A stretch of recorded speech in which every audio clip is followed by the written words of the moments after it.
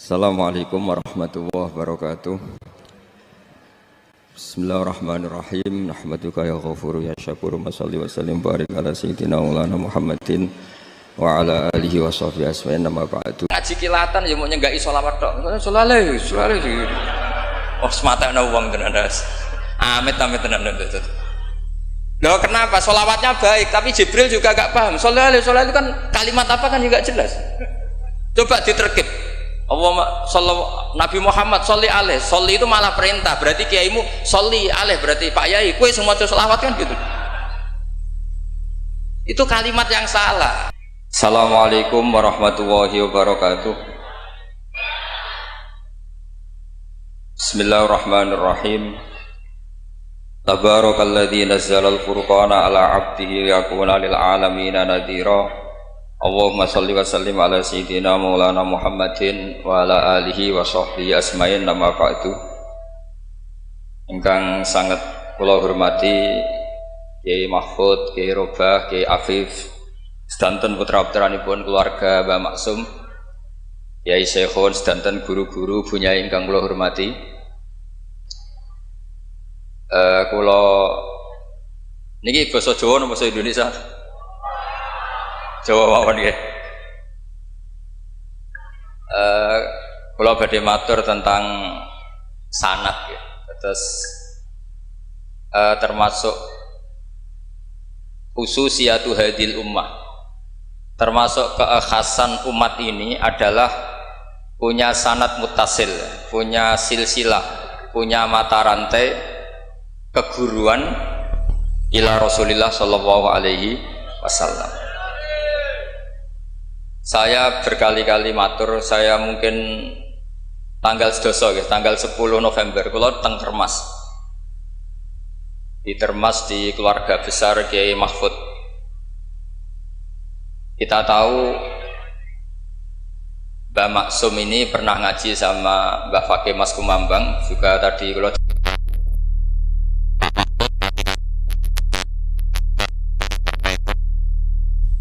kok fisik nganggo hati tuh. Ngomong fisik nganggo hati.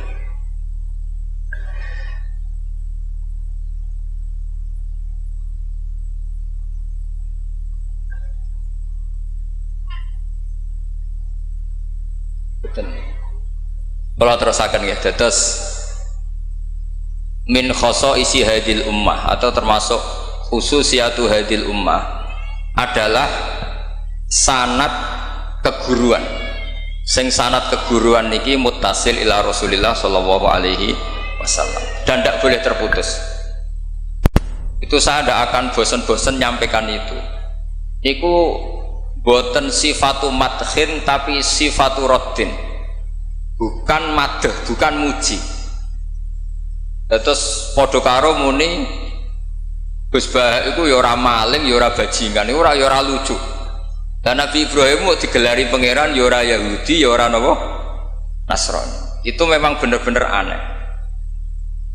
Kenapa itu terjadi? Karena ada zuriyah Nabi Ibrahim yang bernama Yahuda. Ini Yahuda bin Yakub bin Ishak bin Ibrahim. Kemudian Yahuda ini menjadi satu entitas, satu entitas atau satu komunitas atau bahkan satu agama yang akhirnya dikenal oleh Yahudiyah. Berhubung anak putune Yahudi, wong bayangno Ibrahim nggih napa? Yahudi. Karena Ibrahim itu manggon teng kawasan Bethlehem, teng Hebron, dan di situ sekarang jadi komunitas Nasrani. Orang juga menganggap Ibrahim itu napa? Nasrani. Sehingga Allah ngutus makhluk terbaiknya, nabi terbaiknya, gini ku Nabi Muhammad sallallahu alaihi wasallam. Terus Nabi Muhammad niki sing ngelurusno nak Ibrahim iku boten Yahudi nggih boten napa Nasrani.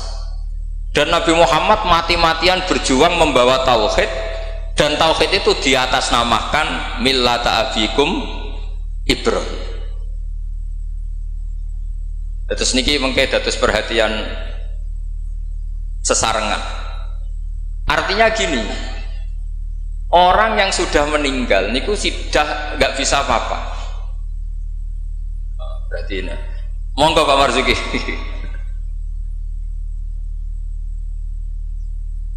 Monggo Pak Marzuki Mustamar, monggo. Jawa Timur.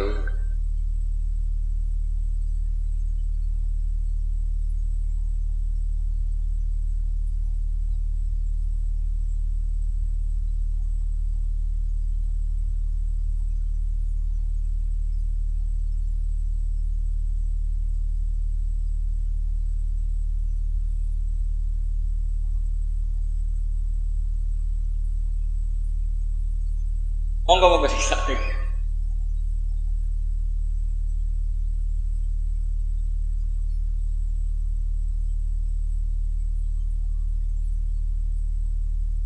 Pun kula terusaken nggih. Wonten ayat teng Quran niku nyifati Nabi Ibrahim namung kalian dawuh maka na Ibrahimu Yahudiyya wala Nasrani. Terus Ibrahim niku gadah zuriyah namine Yahuda niku Yahuda bin Yakub bin Ishak bin Ibrahim. Akhirnya ketika Yahudiyah ini jadi satu entitas itu saged agama, saged marga, saged nama kerajaan. Iku orang mengira Ibrahim itu Yahudi karena entitas setelah Yahuda itu mengidentitaskan Ibrahim atau menstatuskan sebagai apa? Yahudi. Nasrani juga sama karena kebetulan agama Nasrani lahir di Yerusalem, di kawasan Hebron, di Bethlehem. Kemudian orang menstatuskan Ibrahim itu ya Nasrani. Karena mayit ini orang yang sudah tidak berkutik.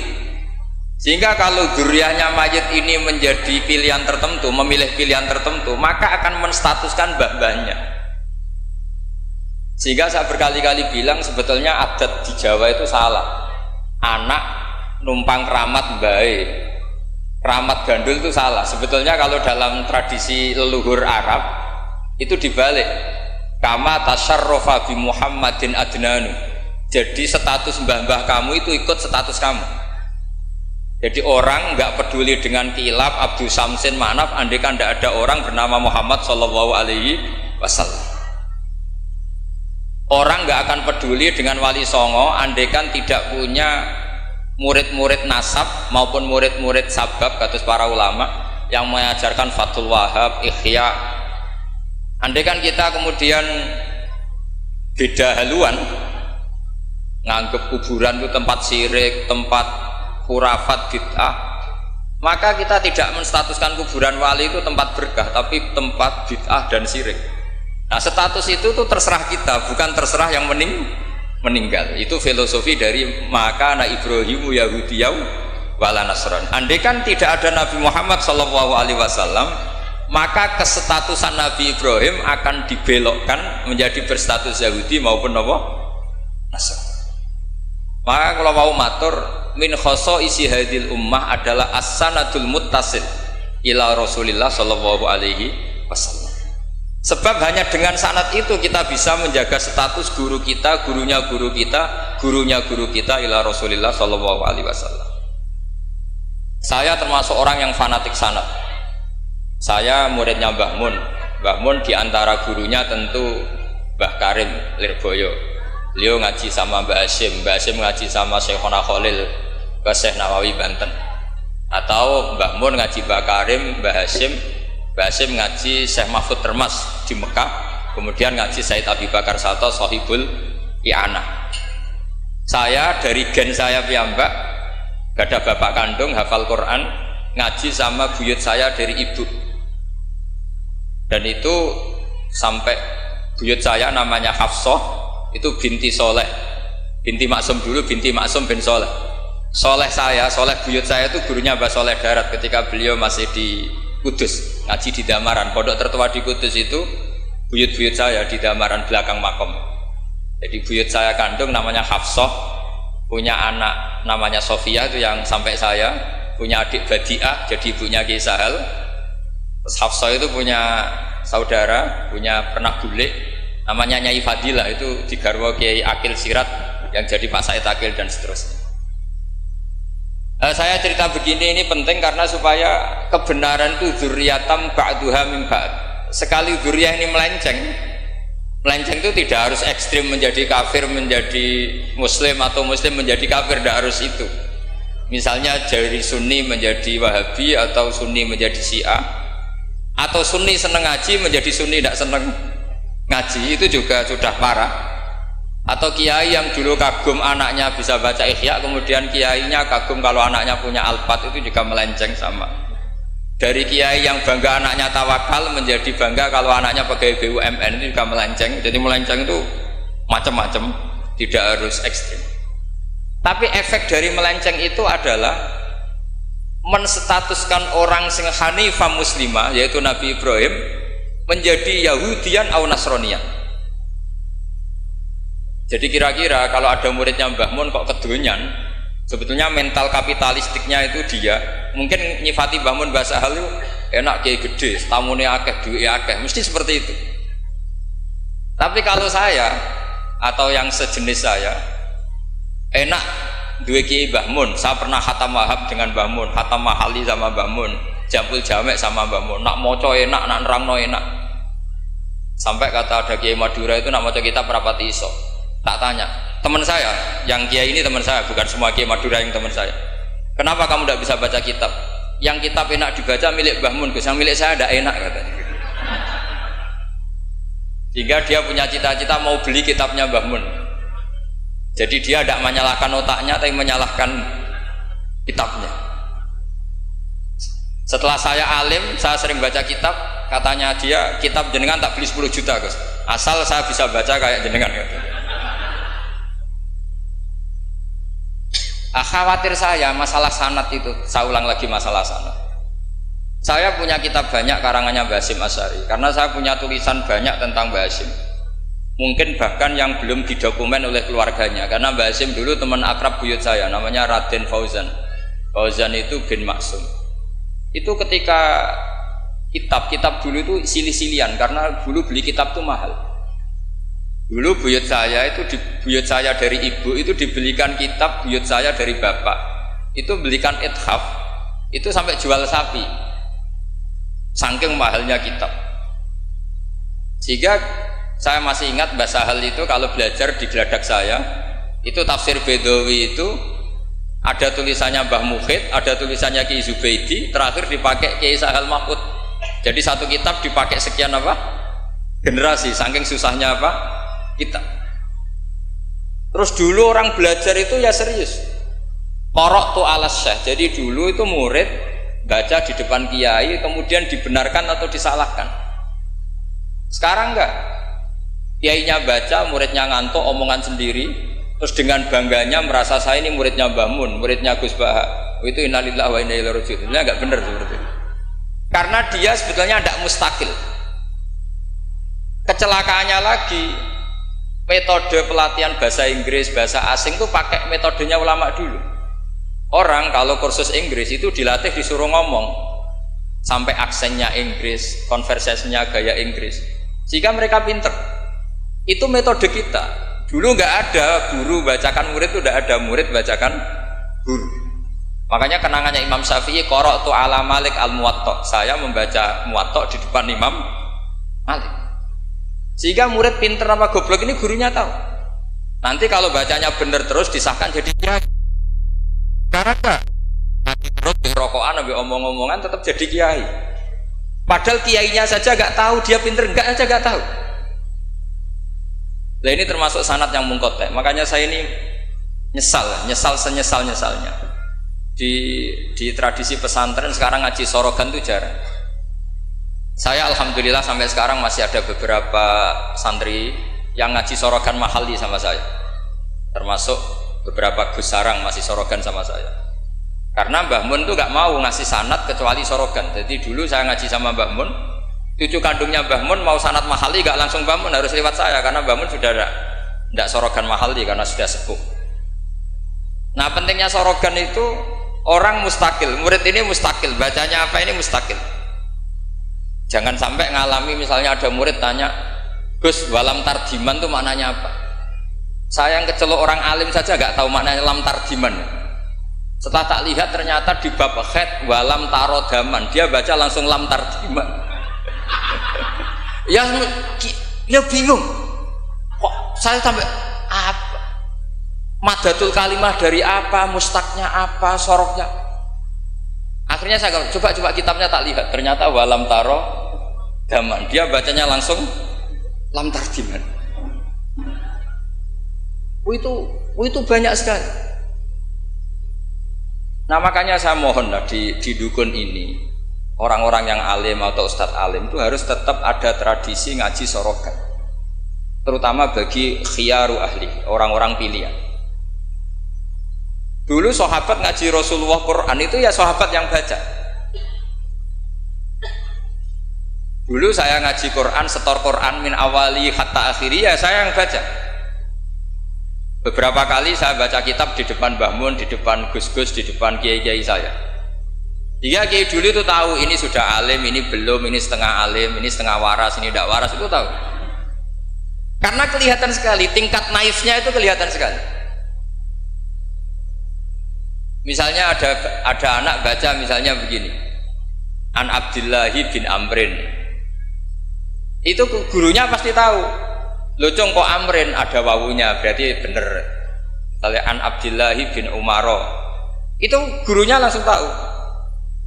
Nah sekarang itu enggak.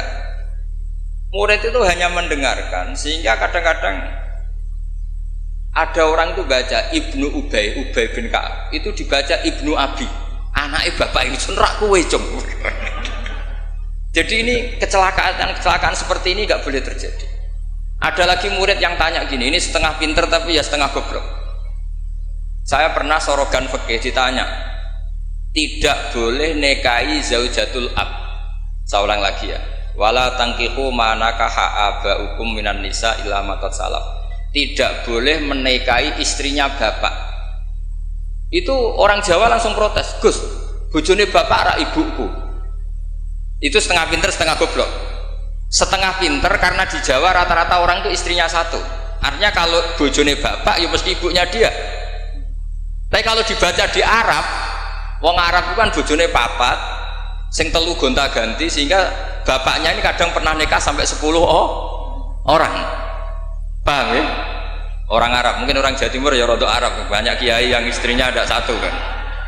Nah sebetulnya orang Jawa Timur yang paling tidak iskal karena kaulang lagi ya. Sehingga dia tanya, Gus, bojone bapak ora ibu, mosok wong kok dilarang kawin bojone bapak? Yo mesti wae ra bakal wong bojone bapak iku ibu. Dia protes, kenapa harus dilarang wong karuan ndak mungkin terjadi.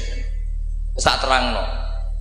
Kalau orang Arab kan mungkin, yaitu bojone bapak satu ibu kamu, dua Sri, terus Wahyuni atau siapa. Ini orang yang pernah dinikahi bapak kamu itu haram kamu nikah. Nah berhubung dia orang Jawa, bojone bapak itu mesti ibu, karena ibu istrinya satu.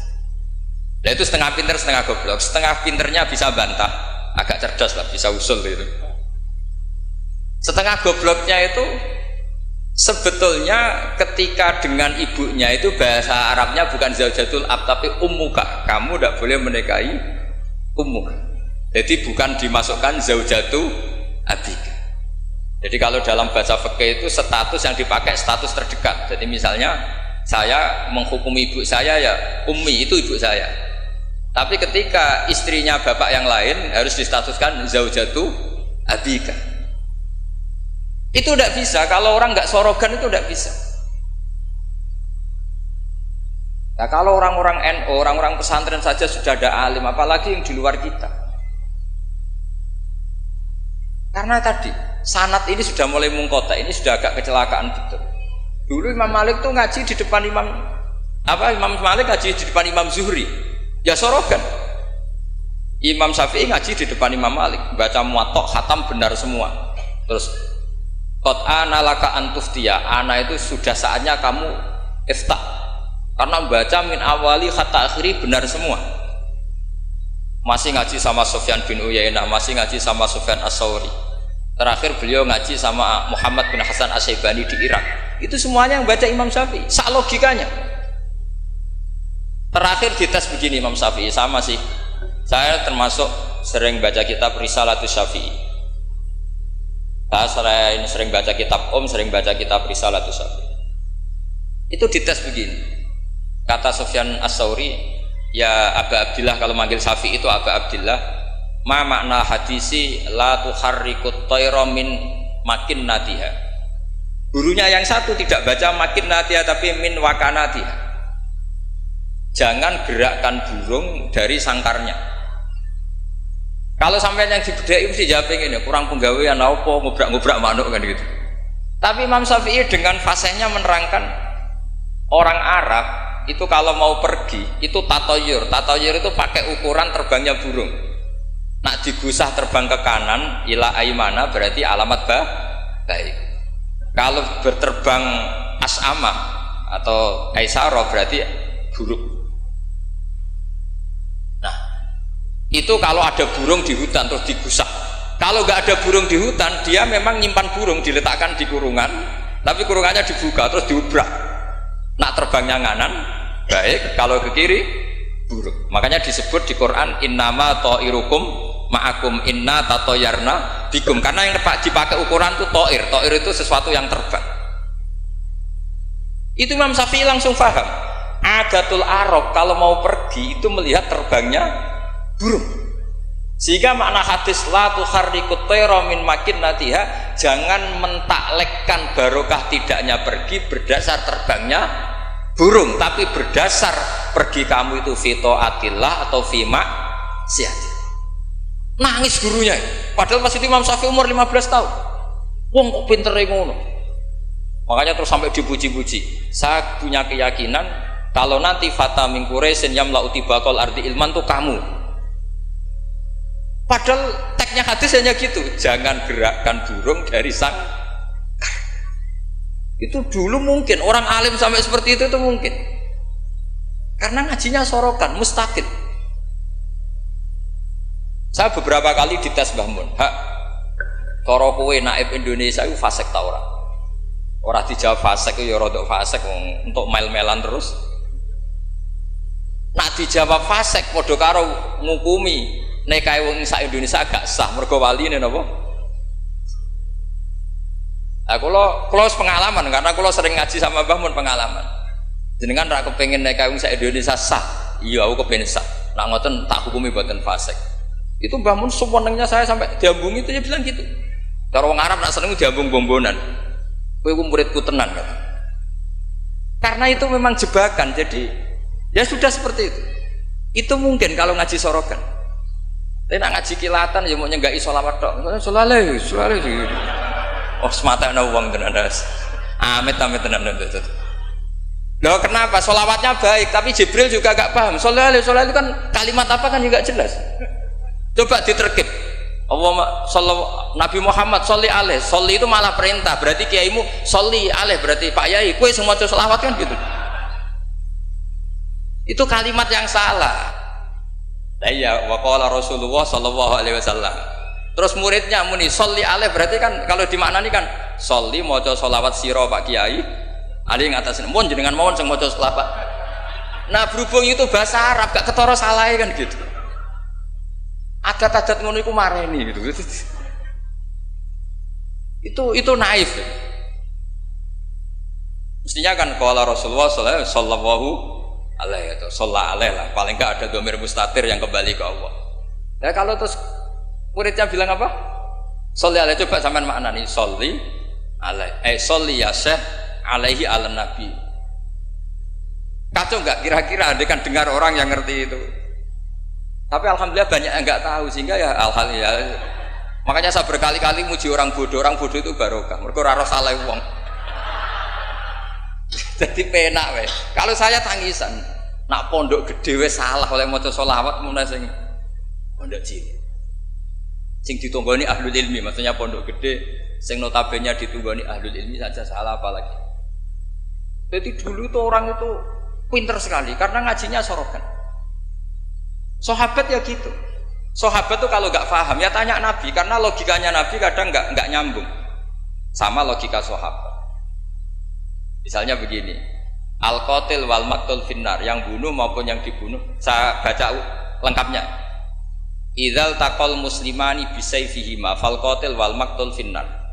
Jika dua orang muslim perang sama-sama membawa pedang, maka yang bunuh maupun yang dibunuh di neraka. Sahabat tuh iskalnya hadza al qatil. Oke lah kalau qatil finnar, kalau pembunuh di neraka normal ya Rasul. Fama balul maktul. Lalu dosanya yang terbunuh apa? Wong dia korban, dia maktul, dia dibunuh. Jawabannya Nabi, innahu kana harison ala qatli sahibi. Dia sebut maktul, oke, dia maktul, tapi mentalnya qatil. Artinya gini, yang terbunuh itu mentalnya qatil apa maktul? Qatil, karena dia saat tempur tentu inginnya membunuh. Artinya maktul itu status fakta, tapi status mentalnya qatil. Itu hebatnya Rasulullah.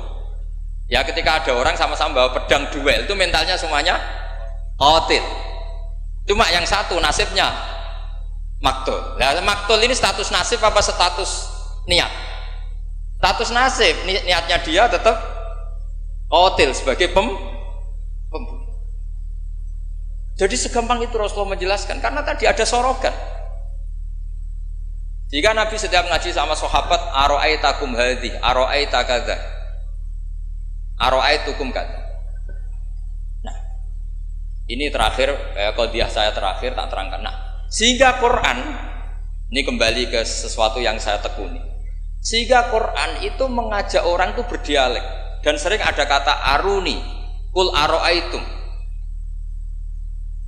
Kenapa demikian? Karena nggak boleh orang itu menerima ilmu itu karena dicekoki guru. Dia harus bisa berpikir sendiri.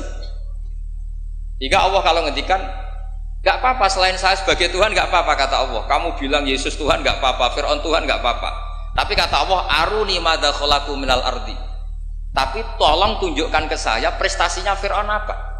Apa ketika saya bikin langit dia ikut menciptakan langit? Apa ketika saya bikin bumi dia ikut menciptakan bumi? Aruni madza khalaqu minal ardi am lahum syirkun fis. Sehingga orang terus mikir, kalau Fir'aun Tuhan, Yesus Tuhan, atau siapa saja yang selain Allah dianggap Tuhan, lahirnya di mana? Oh, Yesus lahir di bumi. Bagaimana mungkin lahirnya di bumi tahu-tahu menuhani bumi? Fir'aun ketika merasa Tuhan, Musa ditanya, Tuhan kamu siapa? Rabbus samawati wal ardi, yang nuhani langit dan bumi. Terus kata Fir'aun, ya Haman ibn li sorhal la ali abluhul asbab. Sudah, saya mau bikin piramida, mau lihat Tuhannya Musa. Terus soal di bumi kata Fir'aun, ma'alim tulakum min ilahin wiri. Saya jalan-jalan kemana-mana, setahu saya yang dituhankan saya, kata Fir'aun.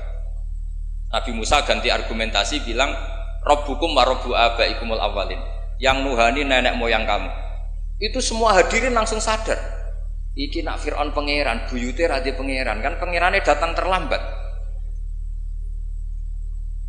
Kan Fir'aun punya bin. Wong Fir'aun itu nama gelar kayak Hamengkubuwono.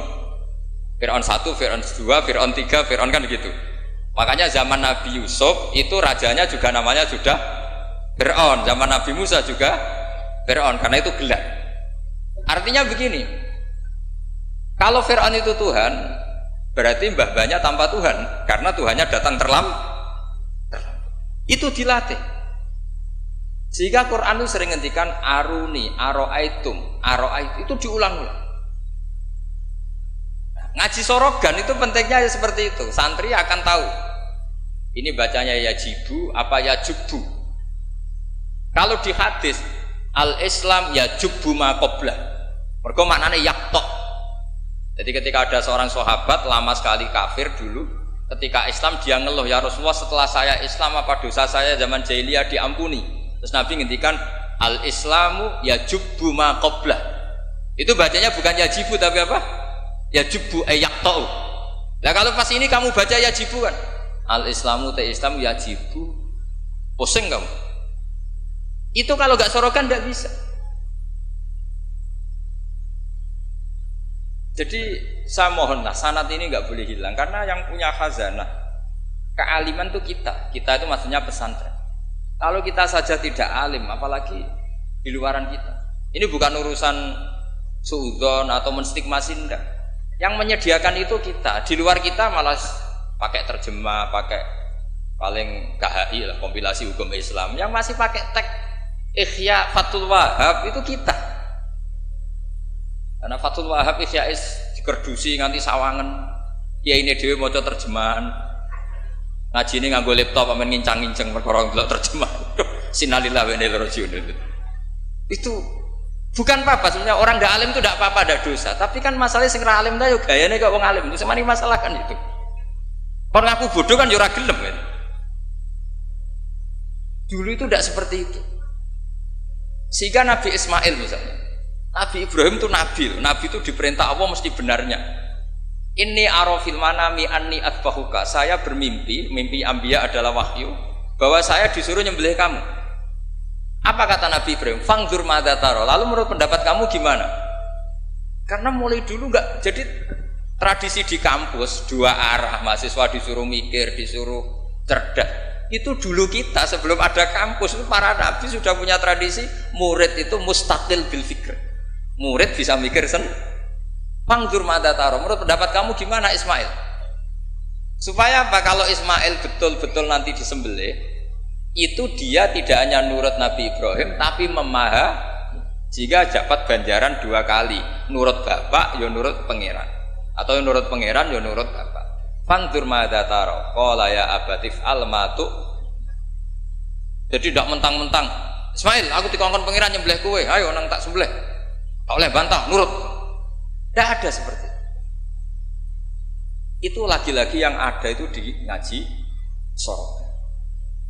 Nah, kemudian saya sekarang cerita masalah sorogan. Saya beberapa kali punya kenangan Mbah Mun, karangan terakhir beliau Al-Ulama Al-Mujaddidun. Tiap ketemu mesti disuruh baca itu. Sampai saya pas haji sama beliau ya baca itu di Tuja Mimbari Rasulillah. Ketika saya di Sarang ya Syawal ya baca itu. Sampai kitab itu untuk murid-muridnya identik dengan saya karena saya sering, bahkan di kitab saya paling banyak oret-oretan tulisan tangannya Mbah Mun karena beliau tahu kalau saya menekuni kitab itu, jika beliau senang sekali. Termasuk begini pertanyaan saya. Menurut Imam Syafi'i, zakat zuro itu kan hanya yang muqtad, kayak makanan pokok lah, kira-kira kayak padi kalau di Indonesia.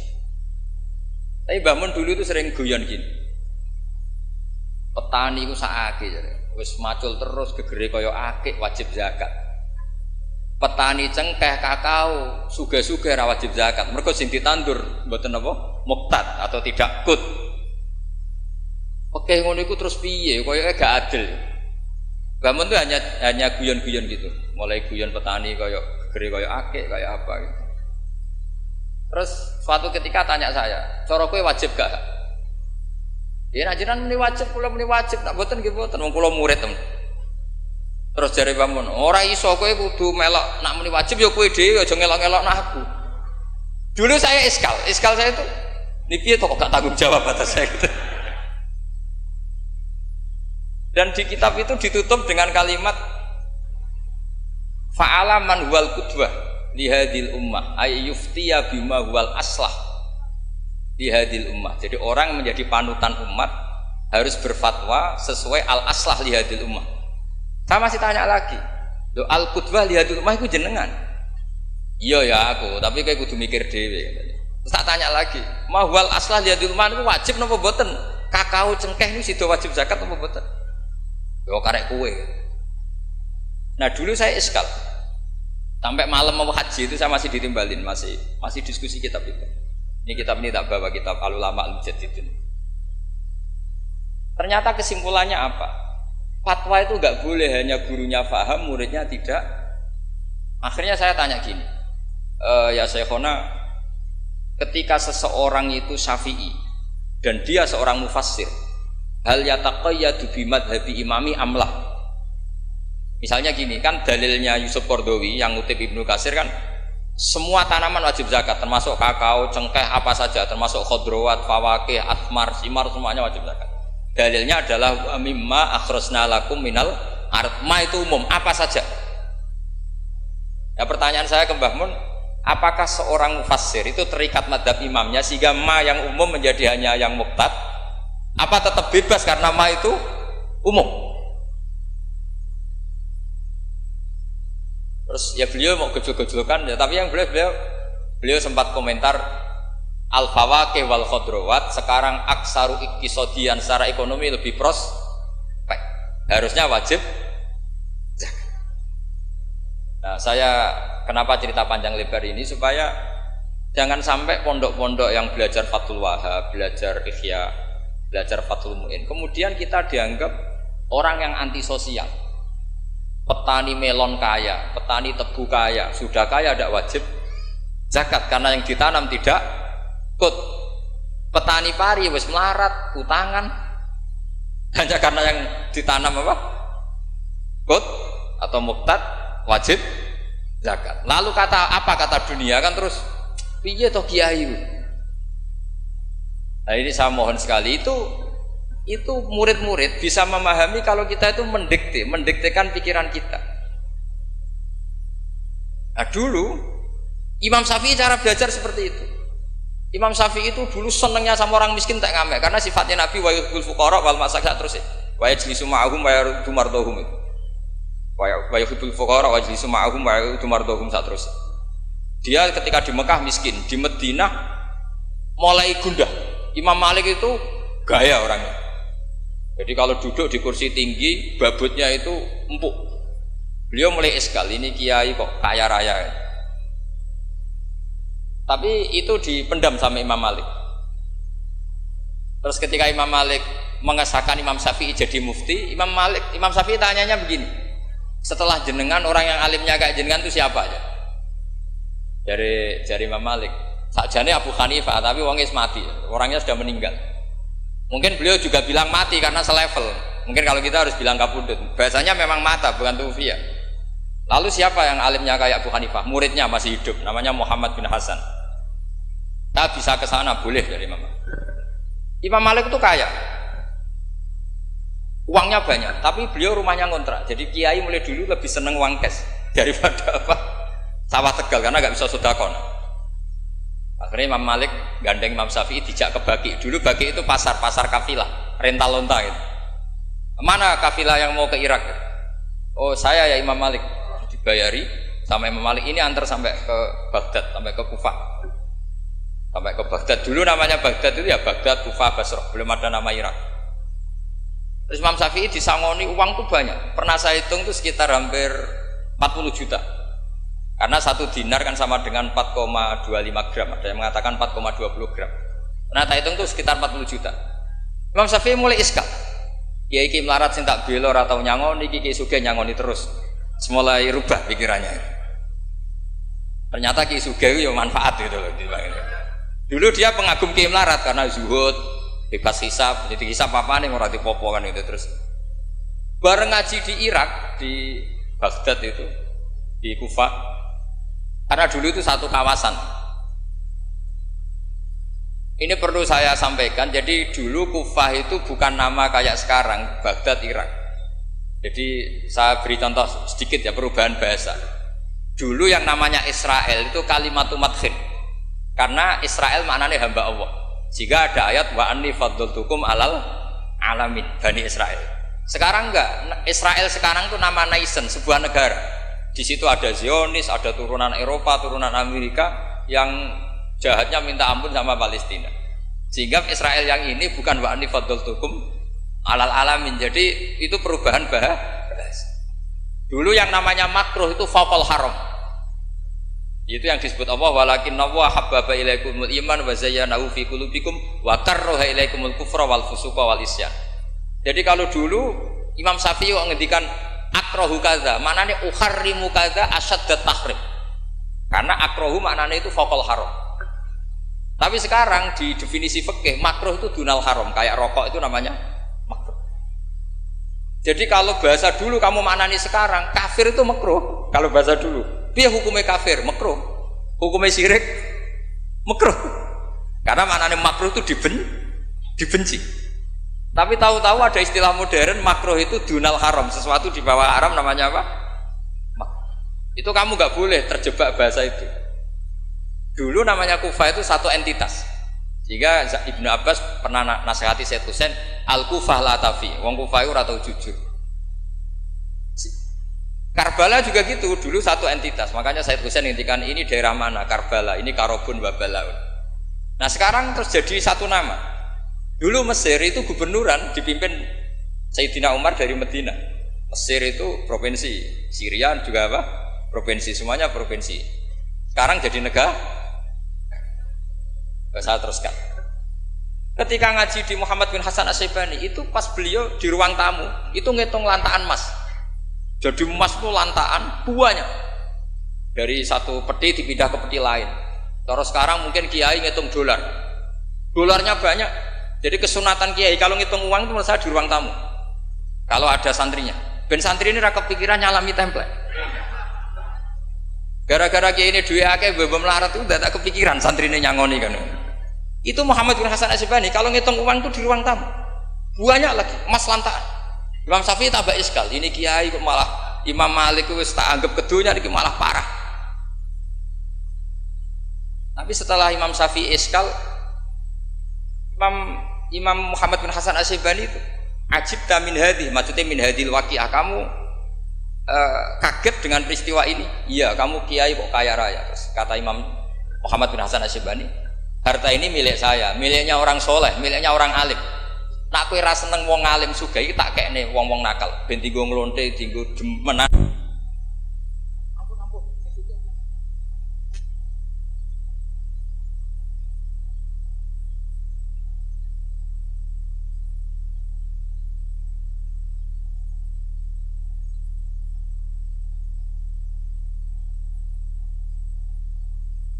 Kuat beli kuda, kok beli khimar haram. Mergo al-Islam ya'lu wala ya'la. Jadi kira-kira kalau sekarang orang Islam kuat beli Innova, kok numpak beli carry butut itu haram karena dzillah, itu kehinaan. Semenjak itu Imam Syafi'i itu pinter dia. Iya. Nak kiai tak haramno sugih. Terus sing sugih wong fasik yo repot dunya. Kiai tak haramno jabat, sing jabat wong fasik, amen perda nglindungi tempat-tempat mak, itu ya terus repot. Nah sanad itu sampai Imam Ghazali, termasuk yang tak baca kak saya ketika bela Mbah Mun al-intisar lima dzaibi syaihina itu saya bela diantara adalah ulama harus punya pangkat supaya otoritas itu dimiliki orang soleh. Terus wa amal izu wal jafa bihi ma yadfaul insan anafsi adil terus. Ada yang baca fabihi, kalau fabihi domirnya mufrad. Semenjak itu kakak saya pernah wakil bupati, Eropa pernah bupati, Gus Yasin putra Mbah Mun wakil gubernur. Itu panjang, sanad pemikiran seperti itu tuh panjang. Kalau kiai tidak boleh jabat ya biar yang jabat orang fasik, nanti perdanya menguntungkan ahlul fiqih dan seterusnya dan itu ulama dulu bisa menerangkan dan memahamkan pada murid-muridnya karena ngajinya soro. Sekarang enggak ngaji ya kayak seperti ini. Makanya saya diundang itu termasuk kiai paling sulit diundang. Wis masyhur. Andai kan Kiai Roba tidak datang ke saya sendiri, mungkin saya tidak datang. Wis tenan yakin sekarang datang. Saya itu hanya mau datang ke pernah sepuh. Ternyata pernah sepuh ya banyak, jadi wah mata wong itu. Nah itu kok Kiai Jawa itu, Kiai Jamal itu kan iparnya Basal itu sepupunya Mbah saya. Mbah Jamal itu abahnya Gus Rosin. Saya tiap bulan kan ngajar di pondoknya Mbah Sahal. Karena memang sepupunya mbak saya. Kemarin di Termas, jadi pernah sepuh ternyata banyak. Makanya ini yang nom-nom tuh haram undang saya, ini sudah tak maklumatkan. Karena logikanya jelas lah, aturan santri itu hormat mbek sing sepuh. Nah, kiai nom ngundang aku itu dosa. Mergo ngatur sing luwih tuh, wah. Jelas dosa, cara fikih jelas dosa. Apa meneh nom kalah pinter tambah dosa ngatur wong alim. Wes jelas cara fikih seperti itu. Kamu nggak boleh bantah hukum. Nah kira-kira hukumnya gimana? Wong bodoh ngatur wong alim, kira-kira hukum gimana? Kira-kira dosa ndak? Dosa, yakin dosa. Jadi sanad ilmu itu terjaga sampai seperti itu. Ada dialek. Akhirnya Imam Ghazali menulis di kitab tentang syukur, juga di kitab masalah salatin. Jangan kira Nabi setelah jabat, yaitu menguasai Mekah dan Medina, itu pahalanya kalah ketika Nabi yu'dha wa yudrok, ketika Nabi disakiti. Kenapa begitu? Nabi ketika disakiti, diusir di Mekah, ganjarannya Nabi tetap hanya sabar tok. Oke, sabar itu mendapat pahala. Tapi ketika Nabi kuasa, maka ganjarannya Nabi bukan lagi sabar, tapi mengatur Mekah supaya la yatufu bil bait uryanun wala kadza wa kadza. Ka'bah harus steril dari berhala. Ka'bah nggak boleh ada orang telanjang tua. Artinya apa? Dengan Nabi berkuasa bisa menertibkan aturan yang menguntungkan syariat. Artinya apa? Ya sudah seperti itu. Semenjak itu terus Imam Syafi'i, wah nak ngono wong Islam ora oleh kalah. Ya terus keterusan tadi di fatwa-fatwa fikih apa? Syafi'i. Nah semenjak itu terus mungkin Kiai jabat dulu Mbah Hasyim punya putra Gus Wahid di menteri apa? Agama. Karena menjaga madzhab ahli sunnah apa? Jamaah. Kalau menterinya tidak ahli sunnah kita juga repot. Pak misalnya ada pelaturan menteri, ziarah kubur itu bid'ah, dalilnya ini. Terus disosialisasikan ke semua khotib. Pusing zaman kan? Kalau yang jadi menteri kelompok kita sendiri kan ya sudah dianjurkan biar ingat mati. Tapi kalau yang maklar ziarah ya dianjurkan supaya dapat selisih ya macam-macam lah. Kalau niatnya orang semacam-macam lah. Tapi yang jelas itu efek dari kebijakan ini luar biasa.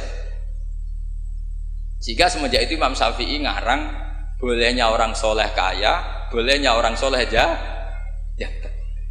Jadi itu panjang dialek itu. Dan dialek yang panjang ini muridnya tetap paham karena lewat tadi pemahaman yang benar, sorogan tadi. Itu istilahnya Nabi Ibrahim, fangzur madza tar. Nah, ini mulai hilang, makanya saya mengutarakan sesuatu yang mulai hilang. Cobalah dihidup-hidupkan lagi. Untuk anak-anak kiai cobalah tetap sorogan. Saya alhamdulillah dulu menangi sorogan. Sekarang beberapa gus ya masih ada yang sorogan sama saya, sama guru-guru yang lain di beberapa pondok ya masih. Itu harus diteruskan. Karena itu sanad muttasil ila Rasulillah sallallahu alaihi wasallam. Masyhur itu. Ketika Abdul bin Mas'ud mau ngaji sama Nabi, Iqra alayyal Qur'an kata Rasulullah. Aqra'u wa 'alaika unzil. Mosok kula sing maos Nabi kan Quran diturunke ning jenengan. Inni uhibbu an asma'ahu min ghairi. Aku seneng nak sing maca wong liya. Abdul bin Mas'ud mulai baca surat Nisa. Baca sampai ayat fa kaifa idza ji'na min kulli ummatin bisyahidi wa ji'na bika ala haula'i syahida. Fa idzan ainahu tadrifan, terus Nabi nangis. Tapi intinya itu ada sanad bahwa murid yang baca. Juga menyangkut sholawat. Orang boleh beda pendapat tentang redaksi sholawat. Ada yang sholli ala Muhammad, ala Sayyidina Muhammad, Nabi Muhammad. Monggo lah masalah redaksi saja. Tapi setelah dianalisis, Nabi itu Pak Rektor jadi Nabi setelah Nabi Isa saking dihormatinya sampai dituhankan. Juga jadi Nabi yang ada cerita masih hangat, orang Yahudi itu bunuh Nabi. Jadi yang satu mendudukkan Nabi sedemikian tinggi sampai kayak Tuhan, yang satu menjatuhkan Nabi sedemikian rendah sampai dibunuh. Kayak apa susahnya jadi Nabi Muhammad SAW. Kemudian dengan gampang Hadaddin agama ini bikin syariat yang bernama sholawat. Redaksinya monggo lah sesuai tradisi masing-masing. Allahumma sholli ala Muhammad, Allahumma sholli ala Sayyidina Muhammad, ala Nabiyina Muhammad, monggo lah. Tapi yang jelas redaksi ini kalau didiroyah dikaji, Allahumma itu Tuhan, Tuhan itu pemberi. Wa Muhammadun wa in jalla qadruh abdun min ibadi. Muhammad apapun tinggi derajatnya tetap berstatus hamba. Sehingga agama ini terjaga oleh syihotus sholawat. Agama ini terjaga oleh redaksi sholawat. Yaitu Allah tetap pemberi sebagai Tuhan yang enggak tersaingi, la syarikalah. Rasulullah Muhammad wa in jalla qadruh, apapun prestasinya, bisa mi'raj, bisa apa saja, tetap seorang hamba yang butuh muhtajun ila rahmatih. Jika redaksi Allahumma sholli ala Muhammad ini mengukuhkan yang Tuhan tetap Tuhan, hamba pilihan tetap hamba pilihan. Tentu dengan redaksi ini kemudian kita mendudukkan Nabi benar-benar posisi terhormat. Yaitu orang yang paling berhak dapat askat tahiyat, mendapat penghormatan Allah paling tinggi, yaitu Rasulullah Muhammad SAW. Dan itu diulang-ulang oleh Allah. Subhanalladzi asra bi'abdi. Status hamba ini diulang-ulang. Lagi-lagi ini bernama diroyah. Bernama apa? Contoh ketiga misalnya fihi ayatum bayinatum maqamu Ibrahim. Dulu orang Yahudi itu ada diskusi masif. Syaratnya Nabi itu mbah-mbahnya harus Nabi, harus keturunan Nabi. Kemudian semua Nabi rata-rata di Palestina, di Syam. Lalu Muhammadnya asal-usulnya dari mana? Tahu-tahu orang Arab kok Nabi, padahal orang Arab itu dulu jahiliyah. Alhasil terus diceritakan bukti Muhammad ini turunan Ibrahim adalah ada jejak kaki Nabi Ibrahim di dekat apa? Ka'bah. Fihi ayatum bayinatum maqamu Ibrahim. Kalau Nabi Ibrahim pernah di Mekah, artinya beliau pernah meninggalkan turunan yang di Mekah. Itu bernama Nabiuna Muhammadun sallallahu alaihi wasallam. Itu disebut fihi ayatum bayinatum maqamu Ibrahim. Nah, itu namanya diroya. Diroya itu satu perilaku keseharian kita beragama, kemudian tahu logikanya. Yang keempat misalnya, mangkana yu'minu billahi wal yaumil akhir fal yukrim apa? Jaro. Orang yang iman karena Allah dan Rasul, maka memuliakan tetangganya. Andaikan pakai hukum sosial, tentu kalau tetangga kita baik, kita baik. Kalau kurang baik, kok kurang penggawean kan gitu. Tapi dulu itu pernah ada seorang ulama itu dibully ya, dikerjain sama anak muda tetangganya. Pak Kiai datang ke rumah saya, orang ini datang. Kemudian setelah di rumahnya, saya tidak jadi butuh sama Pak Kiai, silahkan pulang. Itu Kiainya senyum menikmati. Dan itu terulang 3 kali. Dibully seperti itu, dikerjain terulang 3 kali. Lalu tetap Kiainya tuh asik, seneng sekali. Lama-lama pun dia ini tanya, kenapa engkau tidak tersinggung? Padahal saya kerjain sampai 3 kali, tak undang, terus tak suruh pulang, tak undang, tak suruh pulang. Kata Kiai tadi, yang memerintahkan baik sama tetangga itu Allah. Jadi saya nikmati ketika bisa baik sama Anda. Tidak ada urusannya dengan perilaku Anda yang menolak saya. Nah itu terus kita tahu, memang motifnya kita baik sama tetangga karena iman sama Allah dan Rasul, bukan hukum kompensasi sosial. Jadi kalau mau diteruskan Pak Rektor, saya ngajar di sini ya karena perintah Allah itu orang alim harus ngajar, bukan karena perintah Rektor. Kalau diteruskan. Ya saya mohon juga gitu para dosen, para karyawan di sini kalau nggak khianat dengan UI itu karena takut sama Allah, jangan takut sama Rektor. Kalau Anda baik juga karena Allah, jangan baik karena apa? Rektor. Bagaimanapun ya semua kita ini makhluk. Makhluk itu la yadurru wa la yanfa. Begitu juga melihat Indonesia. Melihat saya ini kan ikut di UI itu lama sekali, ikut sama Profesor Zeni dari Profesor Zeni nulis tafsir. Mungkin Pak Hersoyo tahu banyak, dulu Pak Lutfi ya tahu banyak. Tapi saya memang nggak pernah terbuka karena ya memang nggak ingin sebenarnya. Kondisi ini kondisi darurat ini. Sehingga saya tahu cara berpikir Profesor Zeni, ya tahu komitmen beliau pada UI. Dan pendiri UI memang ya banyak yang dari tokoh NU, Muhammadiyah, dari tokoh-tokoh ormas yang lain memang didirikan banyak orang. Hingga UI memang nggak milik ormas apa tertentu. Dari satu sisi memang baik, nggak dikuasai ormas tertentu. Tapi nanti kalau keterusan ya nggak berbentuk. Ya sudahlah dikelola saja. Sambil-sambil jelas, sambil-sambil kadang nggak jelas. Yang penting ikhlas tadi. Karena kalau terlalu asobia itu jadi repot. Kita ini yang nekuni fikih itu tahu. Kalau tidak kuno itu madhabnya Hanafi. Kuno itu madhabnya Syafi'i. Tahu-tahu seakan-akan Imam Syafi'i itu NU, Imam Abu Hanifah itu Muhammadiyah. Padahal ini orang-orang yang sebelum NU dan apa? Muhammadiyah. Jadi kalau kita yang nekuni ilmu itu biasa saja dengan perbedaan. Tapi kalau orang-orang yang nggak siap dengan perbedaan itu sampai Allah disifati Ta'ala itu tidak terima. Padahal Ta'ala itu maknanya Maha Luhur, yang Maha Agung. Jadi ada seorang kiai kebetulan pidato pertama Pak Rektor. Assalamualaikum warahmatullahi ta'ala wabarakatuh. Di mubalik kedua ini nggak terima karena itu dianggap bid'ah ada Ta'ala. Hanya dia bilang Assalamualaikum warahmatullahi ta'ala wabarakatuh. Itu saking asobiahnya itu Allah ditambahi Ta'ala itu tidak terima. Padahal Ta'ala itu maknanya Maha Agung. Nah itu kan jadi repot kalau asobiah gitu. Kalau kita ngadepi perbedaan itu biasa saja. Karena kita mungkin bacanya banyak, lihat hal-hal seperti itu ya biasa saja. Karena dulu itu perbedaan itu urusan sudut pandang. Ya saya ulang lagi, perbedaan itu sudut. Allah yang Tuhan saja sering didebat sama nabi-nabinya. Karena urusan sudut pandang apa? Saya beri contoh ya. Suatu saat Khalilur Rahman Ibrahim itu saatnya meninggal sama Allah, Israel disuruh. Israel itu Ibrahim saatnya meninggal, ambil nyawanya. Setelah datang ke Ibrahim, ya Khalilur Rahman Ibrahim, saya disuruh nyabut nyawa Anda. Itu Israel dipaksa mikir sama Ibrahim. Hal ra'aita khalilan yumitu khalilah. Kamu tahu orang yang mencintai kemudian bunuh yang dicintai. Itu logika agak benar. Akhirnya Israel kan gak biasa debat, kan gak dilatih debat. Gak pernah ikut lomba UI debat ilmiah. Dia taunya nyambut nyawa aja. Kembali ke Allah. Ya Allah, kata Ibrahim, hal ra'aita khalilan yumitu khalilah. Masa kekasih bunuh yang dicintai ya. Tapi kata Allah santai. Bilang ke Ibrahim, hal ra'aita habiban yakrahu ayalqa habibah. Masa katanya dia cinta saya, kemudian ketemu saya tidak berani. Israel mater lagi. Logikanya gini, Ibrahim, masa yang dicintai sama yang ketemu yang dicintai nggak berani? Ya udah ketemu aja. Katanya yang meninggal itu. Artinya kamu bisa saja GR tidak mati-mati karena merasa dicintai, atau ingin mati karena mencintai. Nah, maksud saya dalam hal-hal seperti ini orang UI pasti nggak jelas. Katanya cinta Allah suruh mati ya nggak mau. Nggak jelas kan? Dibilang nggak cinta juga nggak mau. Tapi dibilang cinta kalau ukurannya mati juga nggak mau. Nah, tapi dalam banyak hal nggak jelas itu penting, Pak Rektor.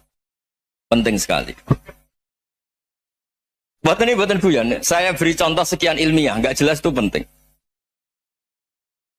Rasulullah SAW itu dalam banyak hal itu disuruh Allah, memang disuruh supaya ngambil sikap seperti itu.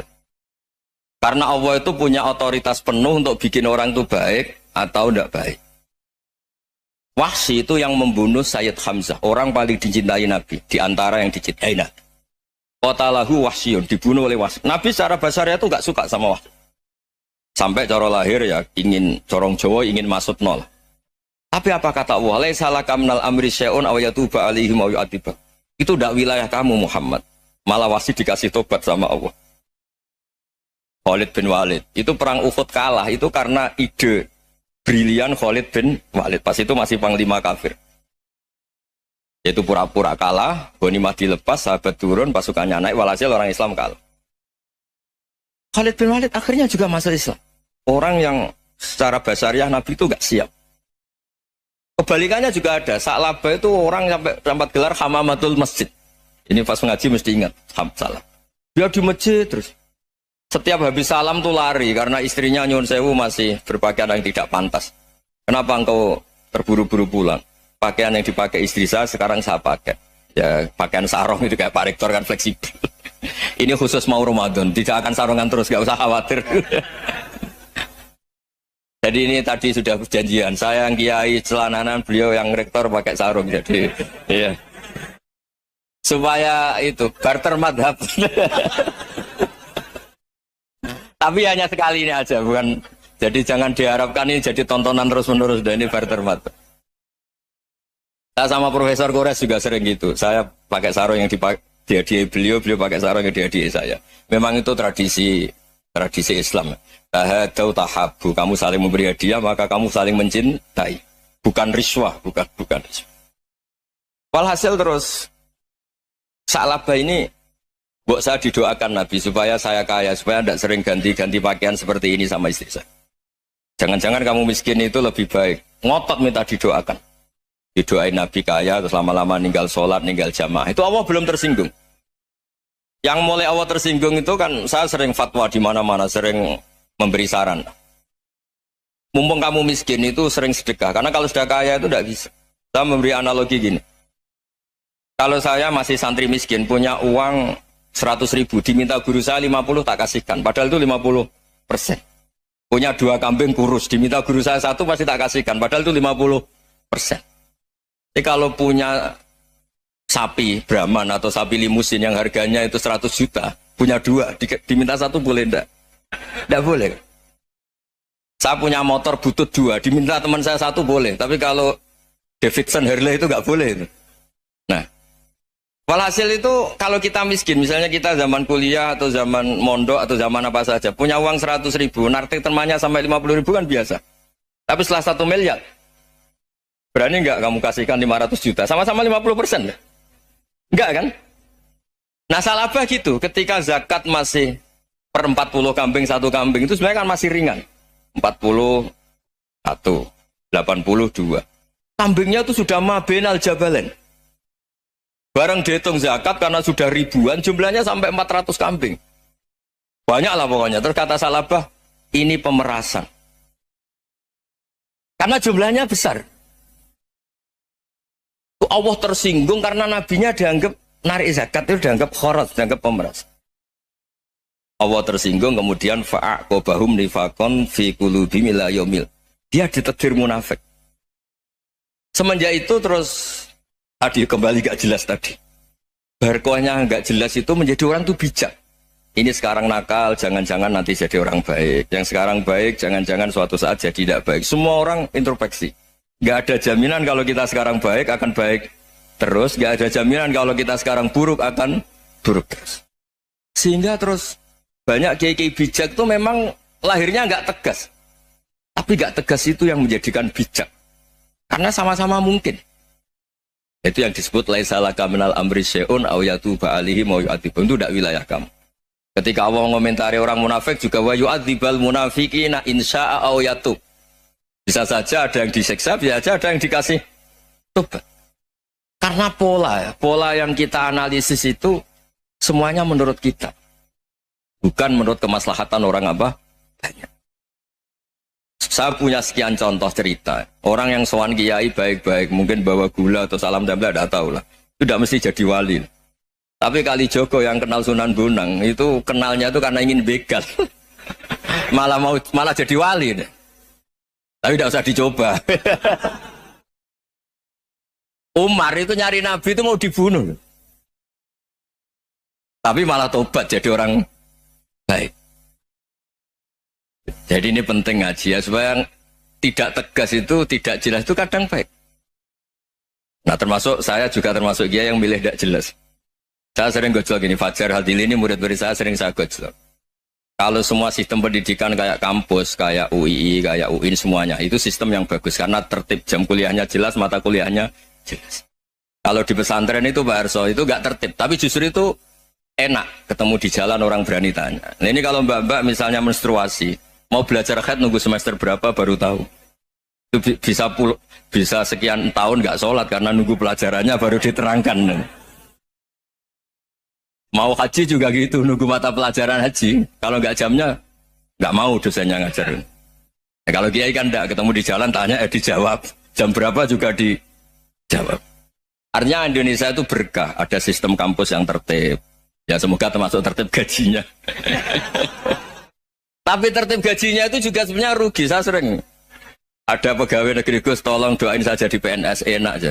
Gajinya tetap. Kata saya nggak mau kalau gaji saya tetap. Kok bisa Gus enak tiap bulan mesti dapat gaji. Kalau tetap nggak naik-naik kata saya.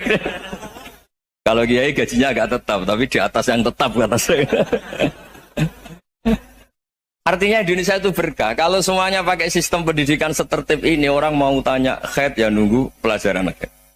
Bab haji ya nunggu pelajaran haji. Tapi kalau ketemu kiai itu enggak. Ya pokoknya saya pernah di pasar, Gus mau tanya. Tanya apa? Anak saya ini keluar darah terus gini-gini. Padahal biasanya haid hanya 7 hari gini-gini. Ya sudah kembalikan ke biasanya, rudat hilal adat. Itu enggak usah sowan ke rumah. Juga enggak registrasi dulu, enggak daftar dulu. Ya ini enggak nyindir cerita saja. Supaya ini bukti koalisi beneran. Jadi saya yang kiai gak tertib jam, koalisi sama yang tertib jam. Jadi kalau semuanya sistem kampus, nanti pertanyaan itu enggak bisa on time, enggak bisa setiap saat. Makanya Indonesia itu berkah. Kiai-kiai yang alim yang di jalan-jalan banyak. Juga kiai yang di kampus dokter-dokter fikih banyak. Yang nekuni ilmu umum ya banyak. Macam-macam.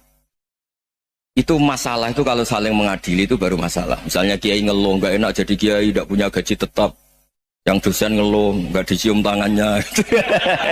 Karena memang unik Indonesia itu. Kalau guru fikih kok dosen itu tetap nggak dicium tangannya. Karena pikirannya anak-anak itu wong sudah bayar disuruh nyium. Itu kayak di alam sadar tuh gitu. Kalau kiai itu kan anak-anak gak bayar itu. Ya opanya cium tangan itu. Makanya kalau kiai tidak keramat bisa mati. Karena cium tangannya doang. Bisa mati itu kiainya. Ya ini cerita. Supaya saling menghormati. Saling. Jadi kalau. Makanya itu pakar-pakar akhlak ya. Pakar-pakar etika peradaban. Itu tertampar betul ketika Nabi urusan ilmu itu mengabaikan itu. Kalau sudah urusan ilmu, misalnya begini, ada urusan ilmu, ada mbak-mbak cantik atau ibu-ibu cantik, itu dalam Islam itu diajarkan jangan sopan-sopan banget. Kata Nabi, karena kekuatan ilmu itu di atas kekuatan akhlak, di atas kekuatan adab. Ya nisa an-nabi lastunna ka ahadim minan nisa. Ini taqaitunna fala takhdu'na bil qaul. Faya tama alladhi fi qalbihi maradun. Misalnya ada babak cantik, menarik, Kemudian sopan misalnya sama Pak Fajarin sama dosen-dosen. Monggo binara. Wah itu bahaya pikirannya kemana-mana itu. Orang yang imannya pas-pasan, berarti mau. Maksud saya kalau cantik, menarik ketemu di jalan, biarin aja dosennya mau kemana, biarin aja. Gak usah dihormatin. Kalau dihormatin, Pak mau kemana sadereno bisa bahaya. Nah, biarin aja. Kalau tanya, Dek ini alamatnya mana? Cari sendiri Pak.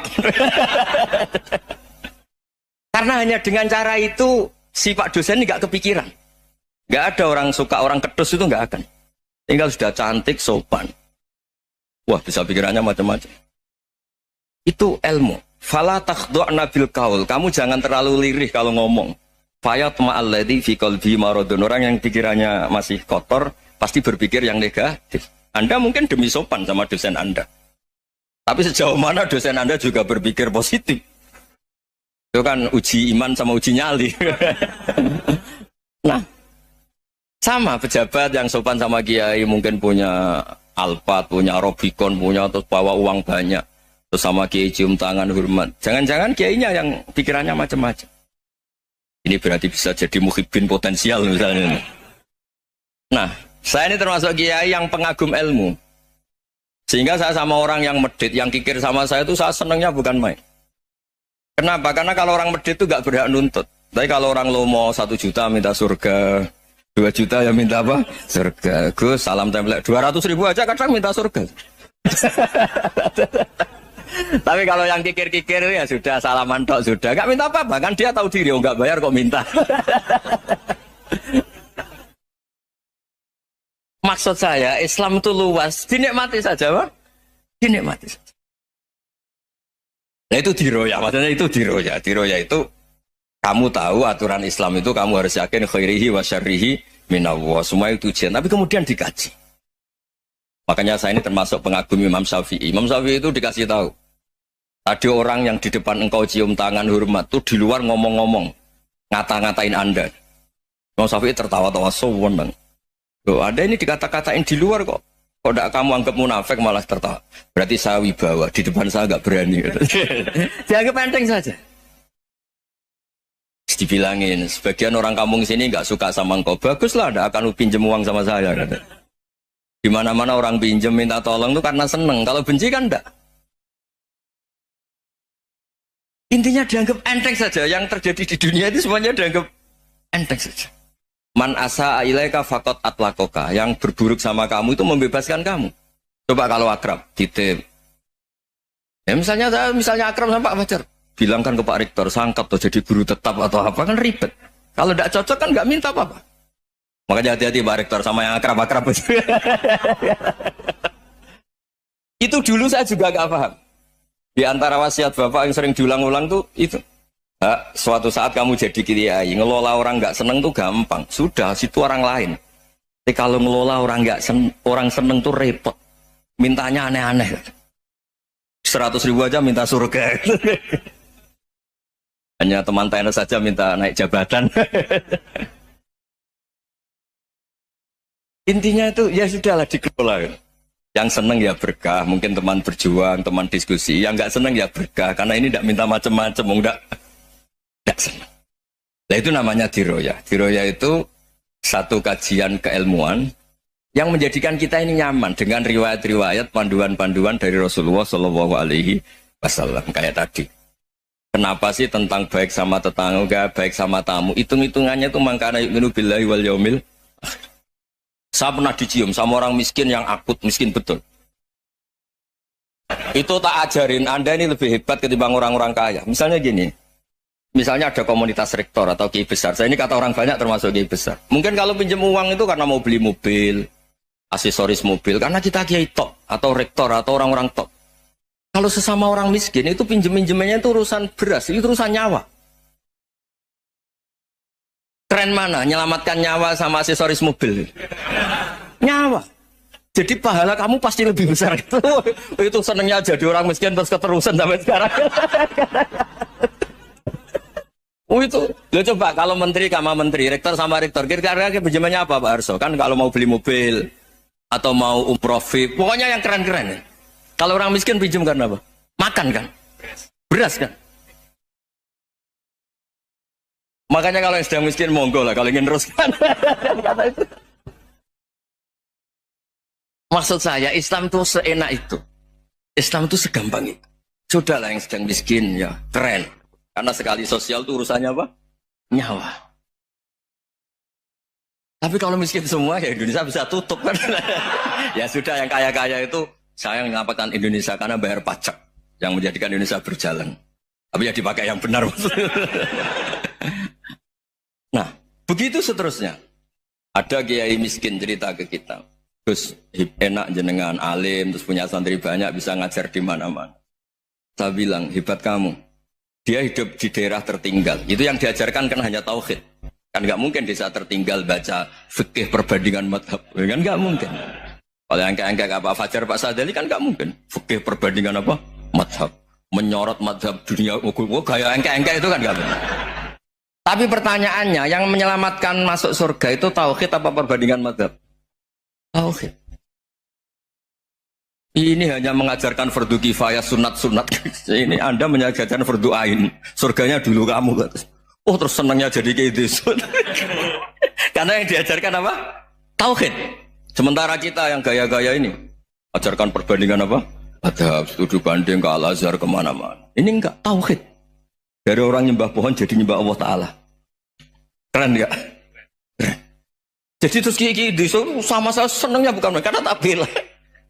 Tapi ada yang agak kurang ajar tanya saya. Kalau itu hebat kenapa Gus gak mau jadi kayak gitu? Waduh.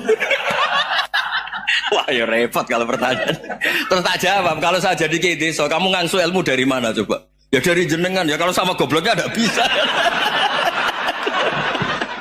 Ya sudah Gus aja yang jadi kayak besar saja tuh.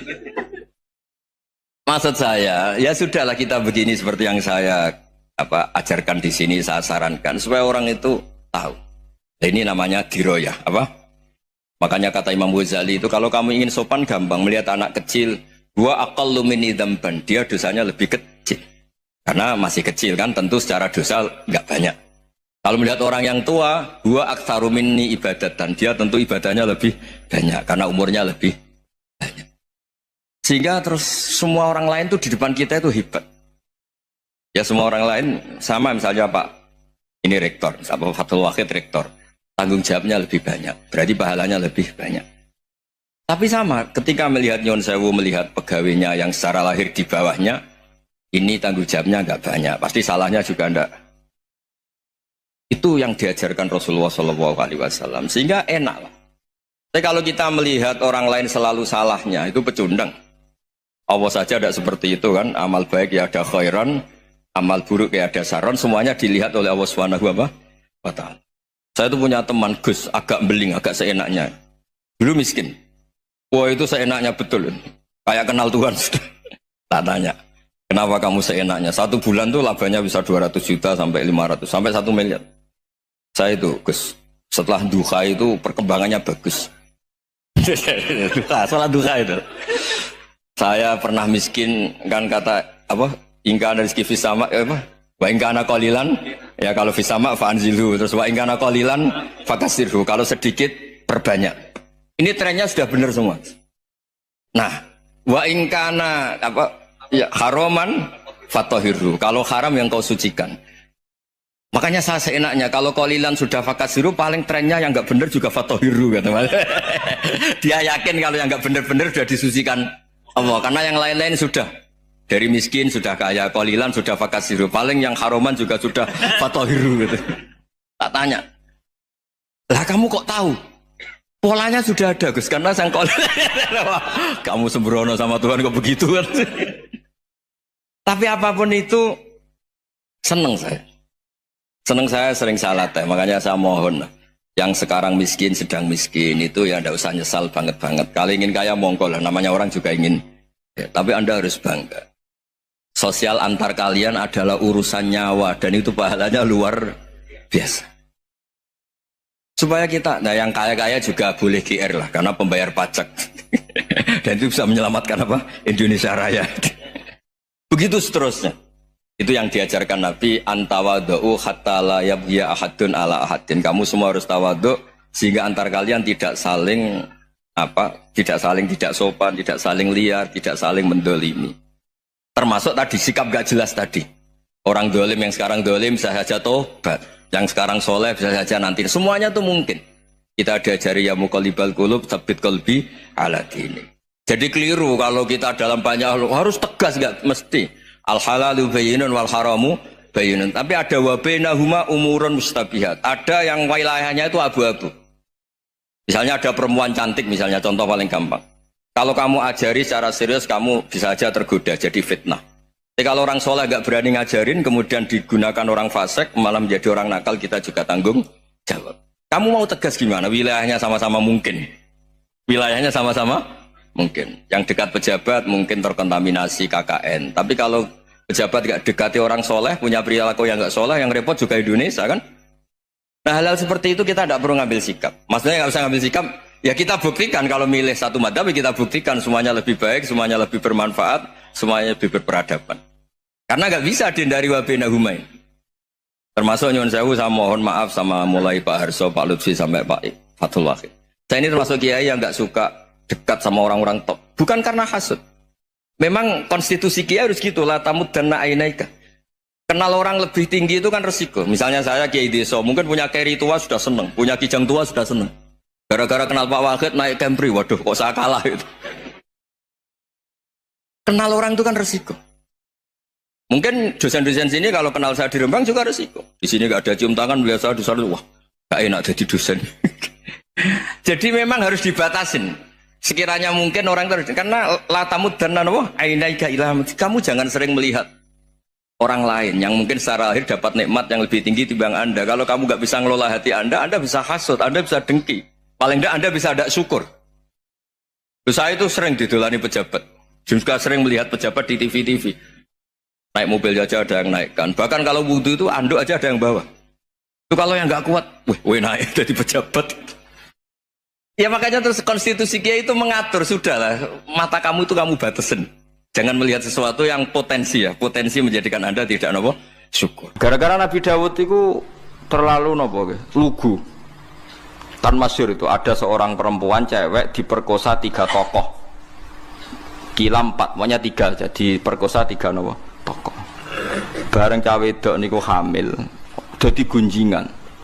Dilapor ning Nabi Dawud. Sebenarnya 3 orang ini tersangka, 3 orang tokoh ini tersangka karena disebut perempuan tadi. Misalnya yang merkosa aku si A, si B, si C. Bareng pas niku Nabi Sulaiman cek umur 13 tahun. Bareng neng mahkamah Nabi sinten Dawud dibenarkan napa wong lanang 3 wae. Perkarane orang ngaku ora ana bukti. Ya, tapi pangeran kersakno iku lucu. Wong 3 mau terakhir malah muni ngene. Wah, paling diperkosa asu niku. Maksudnya paling sing merkosa napa asu. Barang Bali cawe wedok tersiksa.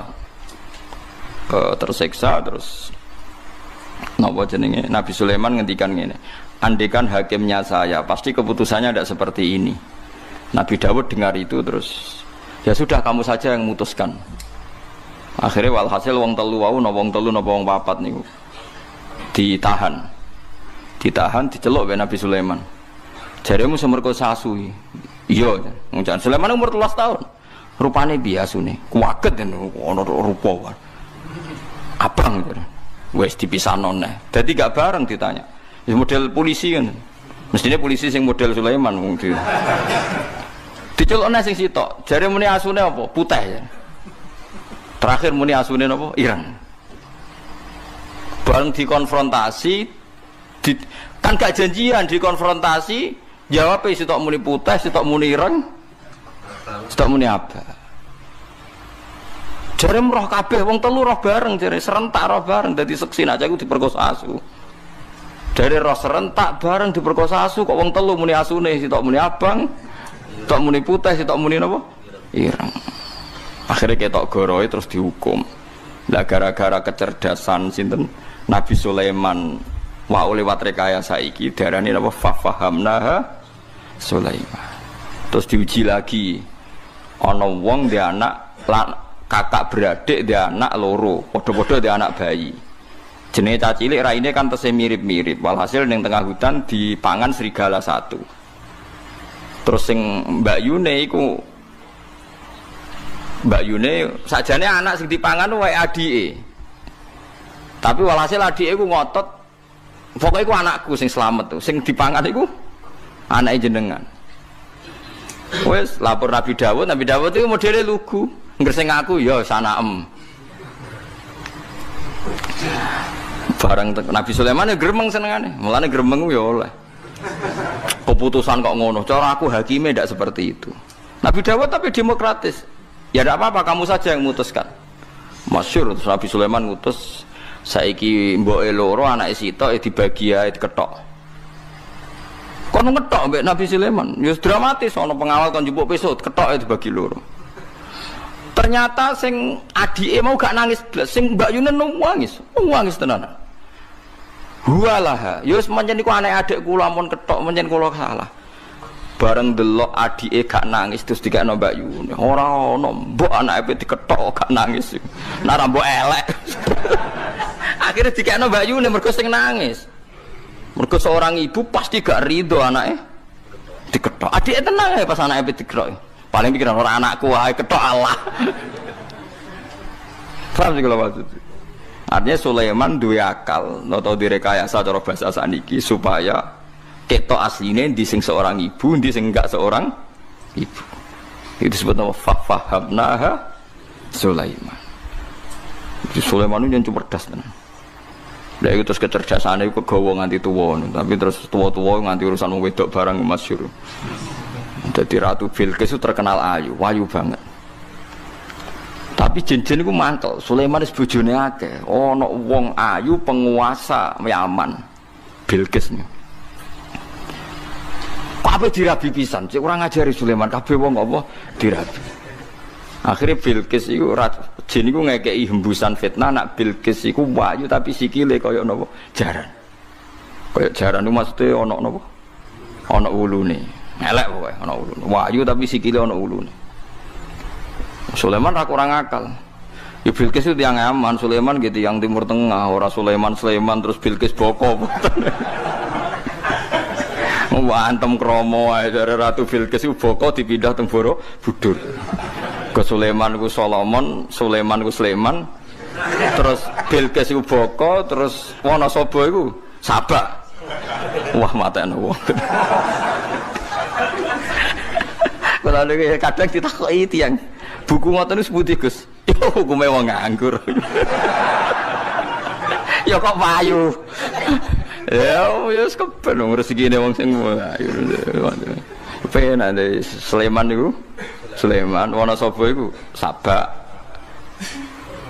Boko iku Bilqis. Nak Borobudur berarti. Sing Arsu Sulaiman ya. Semacam-macam dunia. Akhirnya Sulaiman itu pinter.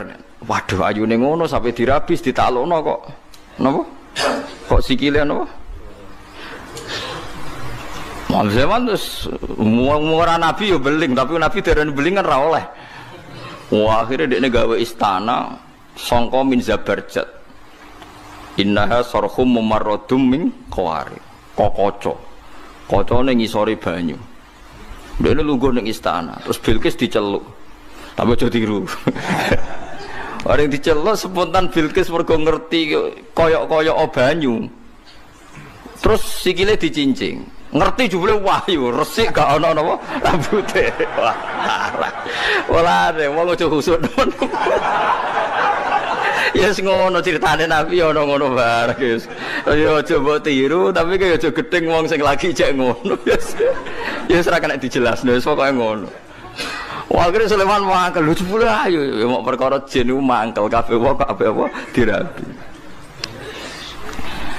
Lah nek zaman riyen ora ana syariat maksimal napa papat. Mulane Said Zabidi tau cerita, wong yo kudu ana cerdas. Mergo riyen ana raja ganteng sugih, senengane rabi cah prawan wayu. Nggih senengane rabi prawan napa ayu. Rata-rata yo gelem. Mergo raja napa sugih, ganteng ya. Bareng ana cah desa pacaran sing critakno Said Zabidi sing nyare Ihya.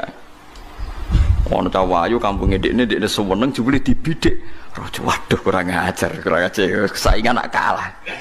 Bareng rajane teko Golek wong ayu dhisik raja. Yo mun era Islam, mun era Bani Islam nih.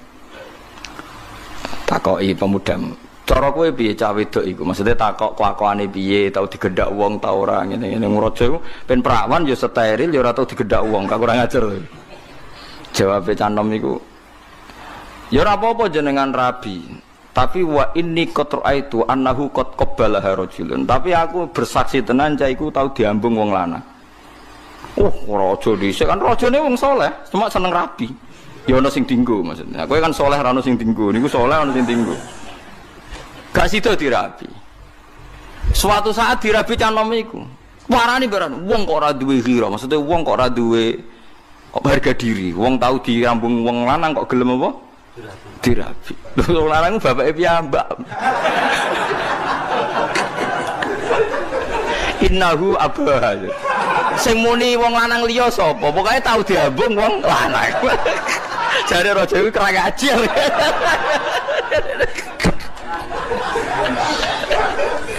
Sing muni wong liya sapa? Tapi cawe wedok nu biasa diambungi tiang lanang. Akhirnya raja kan gak minat. Waduh, biasa diambungi wong lanang seratnya. Suatu saat dirabi cah iku raja nek. Lha kok rabi kuwe wong kok gak duwe cemburu, gak duwe harga diri. Lah rumangsane jenengan sinten wong lanang? Jaremu diambung lan niku bapak.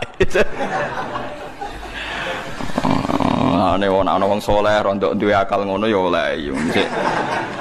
Nabi Sulaiman yo ngoten niku wau. Ngono ndelok sikil barang macam-macam. Tapi niat dirabi.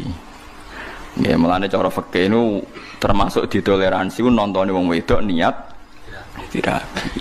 Mulane koyo halalam iku angel, perkarane ndelok ora niat dirabi. Ndak misal, tapi kalau niat bojone wong ora kena diniati. Ngawur ya. Ora kena diniati kang dikhilaf piye ora kena. Wal muhsanatu napa minan nisa.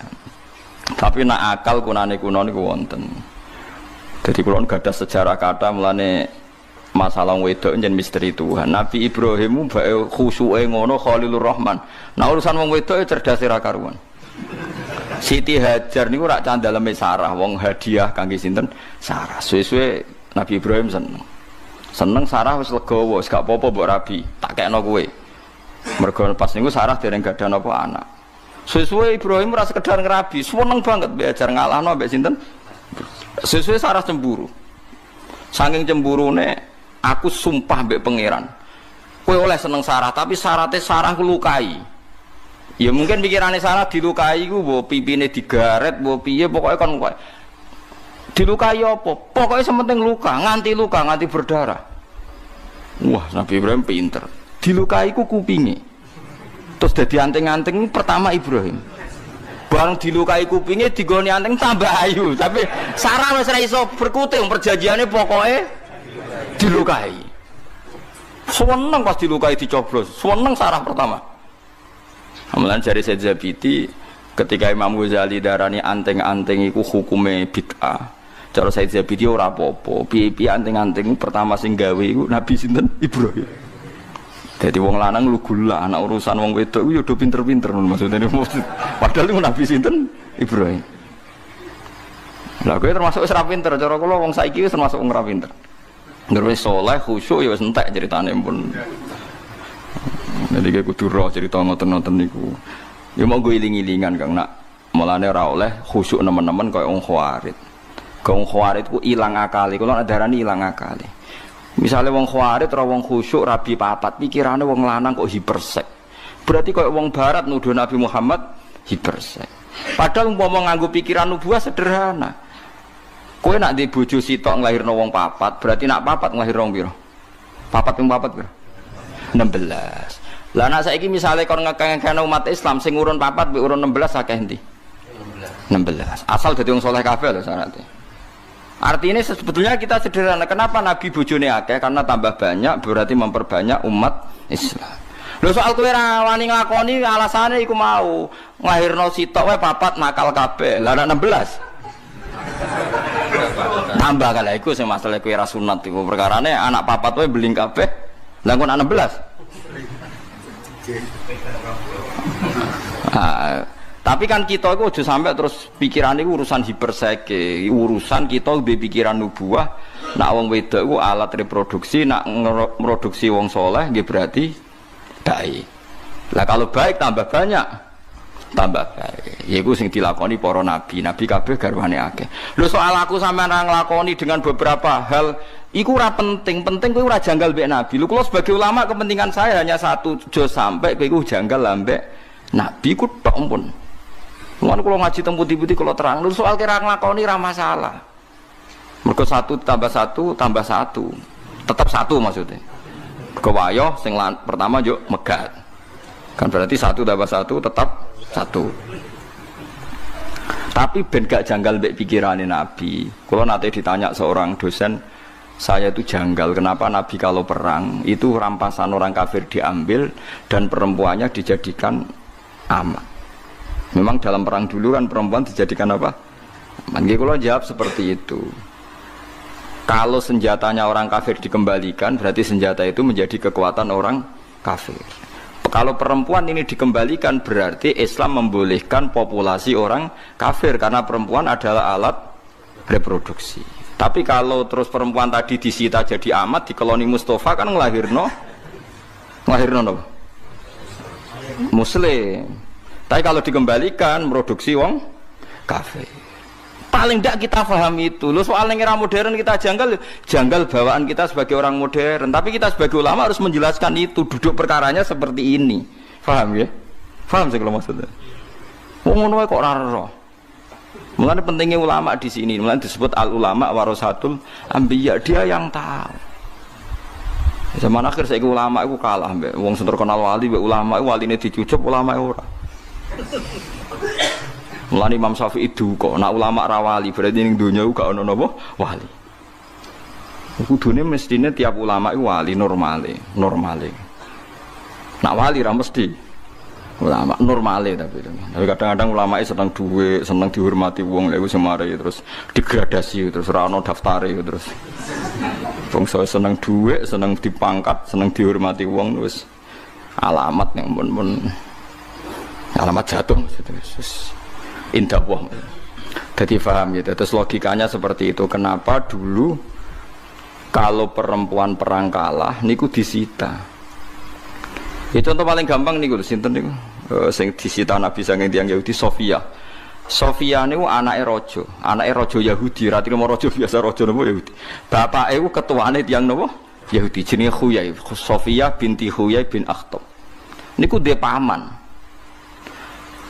Sofia niku menangi pas pamane jagoan mbek bapake. Bareng Nabi mun urip teng Madinah. Niku bapake mbek pamane jagongan ngene. Dik, nak ngundang adike iku misale Dik, iku rak Muhammad sing ana ning kitab Taurat. Saiki iku wis bener manggon ning Yasrib. Dadi alamate Nabi wis kakean. Sedurunge akeh tenan ayo udah dipateni ya. Iku Nabi tenan. Sofia iku krungu. Barang krungu jan Sofia cah pinter wong anak Yahudi ora pinter. Dekne melok perang ben kecekel, ben kalah. Mergo ben ketemu Nabi Muhammad. Mergo dekne roh jagongane bapake. Barang perang kalah tenan. Kalah melane drengki ku penting. Kula niku ora ngaramno drengki nemen-nemen. Drengki ku yo ana pentinge kadang. Tapi drengki sing kok Jibril wae lho sing kaya sinten malaikat sinten Jibril. Barang kalah delalah Sofiyah bareng amat iku dibagi, Sofia iku bagiane Dihyah Al-Kalabi. Wahyu anak raja. Sahabat liya do iri. Ya Rasulullah, ora ana critane anak raja kena wong biasa. Kok penak Dihyah entuk ayu anake raja. Kudu jenengan jupuk. Wah, sahabat ora rido. Wala ya talilan ora krana sumpah, ay yakhlif tegese ora krana sumpah. Ora krana sumpah serapah sapa ulul fadli, sapa wong kang duweni kelebihan. Ai ashabul ghina tegese wong-wong sing duweni kelebihan mingkum saingi sira kabeh wasaati lan sing duwe kejembaran rezeki. Ayyutu Allah yutu tegese ora bakal maringi sapa ulul fadli, ora bakal maringi ulil kurba ing pira-pira wong sing duwe unsur kerabat wal masakin lan ora maringi ing pira-pira miskin wal muhajirin lan pira-pira wong sing hijrah fi sabilillah ing dalam dalane Allah. Nazalat tumurun apa iki ayat fi Abi Bakrin ing dalam Abi Bakar. Halafa sumpah sapa Abu Bakar ala yunfiqa yen ora nafaqah ya ora nginfaki sapa Abu Bakar ala Mistah ing atase Mistah. Mistah niku jeneng lanang. Wa te Mistah iku ibnu kholatihi. Anake bulike Abu Bakar. Miskinun te Mistah ya miskin, muhajirun tur wong sing hijrah. Badawiyun tur wong Bedui, Badriyun tur wong sing nyaksekno perang Badar, Badriyun tur wong sing nyaksekno perang Badar. Mergane apa ka Abu Bakar sumpah ora bakal ngekei lama khodo sumangsane ikut terlibat napa cara wong Jawa slurup maksudnya melok-melok sapa Mistah fil ifki ing dalam masalah gosip zina niku. Bada angkana sausi ento ana sapa Abu Bakar yunfiku iku ngekei infak sapa Abu Bakar alaihi ngatasi Mistah. Lawana suntai pira-pira manusa minas sahabati sang sahabat. Iku yo aksamu padha sumpah sapa nas Allah ya tasaddaku. Yen ta ora padha sedekah sapa nasun ala man ing atase wong takalama kang ngomong sapa man biseen klan perkara minal ifki saking peristiwa ifkun. Ifkun wingi to tuduhan zina ning. Wal yafulan becik nyepura sapa ngake wal yasfahulan becik saling memaafkan sapa ngake anhum saking kabeh fidzalika ing dalem masalah ifki. Ala tuhibuna ana ta ora seneng sira kabeh ayo firento nyepura sapa Allah lakum maring sira kabeh. Wa Allahu ta'ala ghafurun akeh nyepurane rahimun akeh welase lil mukminina bareng pira-pira mukmin. Kala dawuh sapa Abu Bakrin sapa Abu Bakar bala ya. Ana uta ingsun niku hibu seneng sapa ingsun ayo firento nyepura sapa Allah maring ingsun. Wa raja'alan bali sapa Abu Bakar ila Mistah maring Mistah ma ing perkara kana kang ana sapa Bakar yen fiku nafaqoi sapa Abu Bakar ing ma alaihi ing atase Mistah. Terus ayat niki saya sangat nggih pelajaran nggih kula jenengan sedanten. Seorang bapak sak pinter-pintere Abu Bakar sak soleh-soleh tetap tersinggung ketika Sayyidah Aisyah dituduh zina. Meskipun setelah Sayyidah Aisyah dibebasno Allah bahwa itu tidak mungkin dan jelas-jelas Allah mesti bener bahwa Aisyah tidak mungkin zina. Abu Bakar dendam ning gone tiang-tiang sing ikut menggosipkan. Termasuk sing derek gosip nu Mistah. Mistah itu misanane Abu Bakar, anake bulik berarti misanan melarat, tahu melok perang Badar. Dan iku riyen donatur tetape nu sinten Abu Bakar. Gara-gara gosipno putrine terus Abu Bakar sumpah ora bakal sedekah ning sinten Mistah. Ya nek cara kula Abu Bakar nggih bener. Wong anake digosipno ora dendam ku ya bapak elek tenan. Paham nggih. Lah tapi Allah sebagai pangeran nuruti Abu Bakar ku ya keliru. Allah biasa ngongkon apik ya ngongkon apik terus. Najan to ana wong dendam pah-pah nggih ben tetep kon apik. Lah niku paling angel ya. Terus niki ayat niki kula seneng sangat. Mulane ini peringatan nggih kangge para kiai. Terus kita meskipun kecewa mbek santri kok aja sampai terus sumpah gak mulang. Kok sedekahe kiai yo mulang iku. Nah, nganti sumpah ra mulang yo repot. Dadi ngeneng yo oleh, didik yo oleh tapi aja terus ndadekno ora ngamal apik. Mulane wonten ayat wala taj'alu waha urdatal li aymanikum antabarru. Jangan sampai Allah kamu jadikan satu penghalang untuk melakukan kebaikan. Hanya Anda karena kadung pernah meminjam nama nopo Allah. Di misalnya demi Allah aku ora bakal ngomongi wong iku. Pas ape rukun eling, lah wis kadung sumpah ya. Nak damai rak melanggar sumpahku. Itu jangan sampai jadikan Allah sebagai urdotan, sebagai problem atau halangan untuk Anda melakukan kebaikan. Difaham ya? Niki memang ayat luar biasa. Tetes Abu Bakar sebagai seorang bapak nggih dendam Aisyah digosipno. Dan itu sah. Cara kula normale bapak nggih ngoten niku. Nggih normale bapak nggih derek dendam sama orang yang menyakiti putrinya. Tapi normale hukume Allah benten. Hukume Allah ngutus Abu Bakar wong mampu biasa istiqomah donasi bantu Mistah ya kudu bantu terus senajan to atine gelo mergo Mistah nderek gosipno sinten Sayyidah Aisyah. Lha hukume pangeran paling angel, cocok ra cocok nek perintah Allah kudu nglakoni.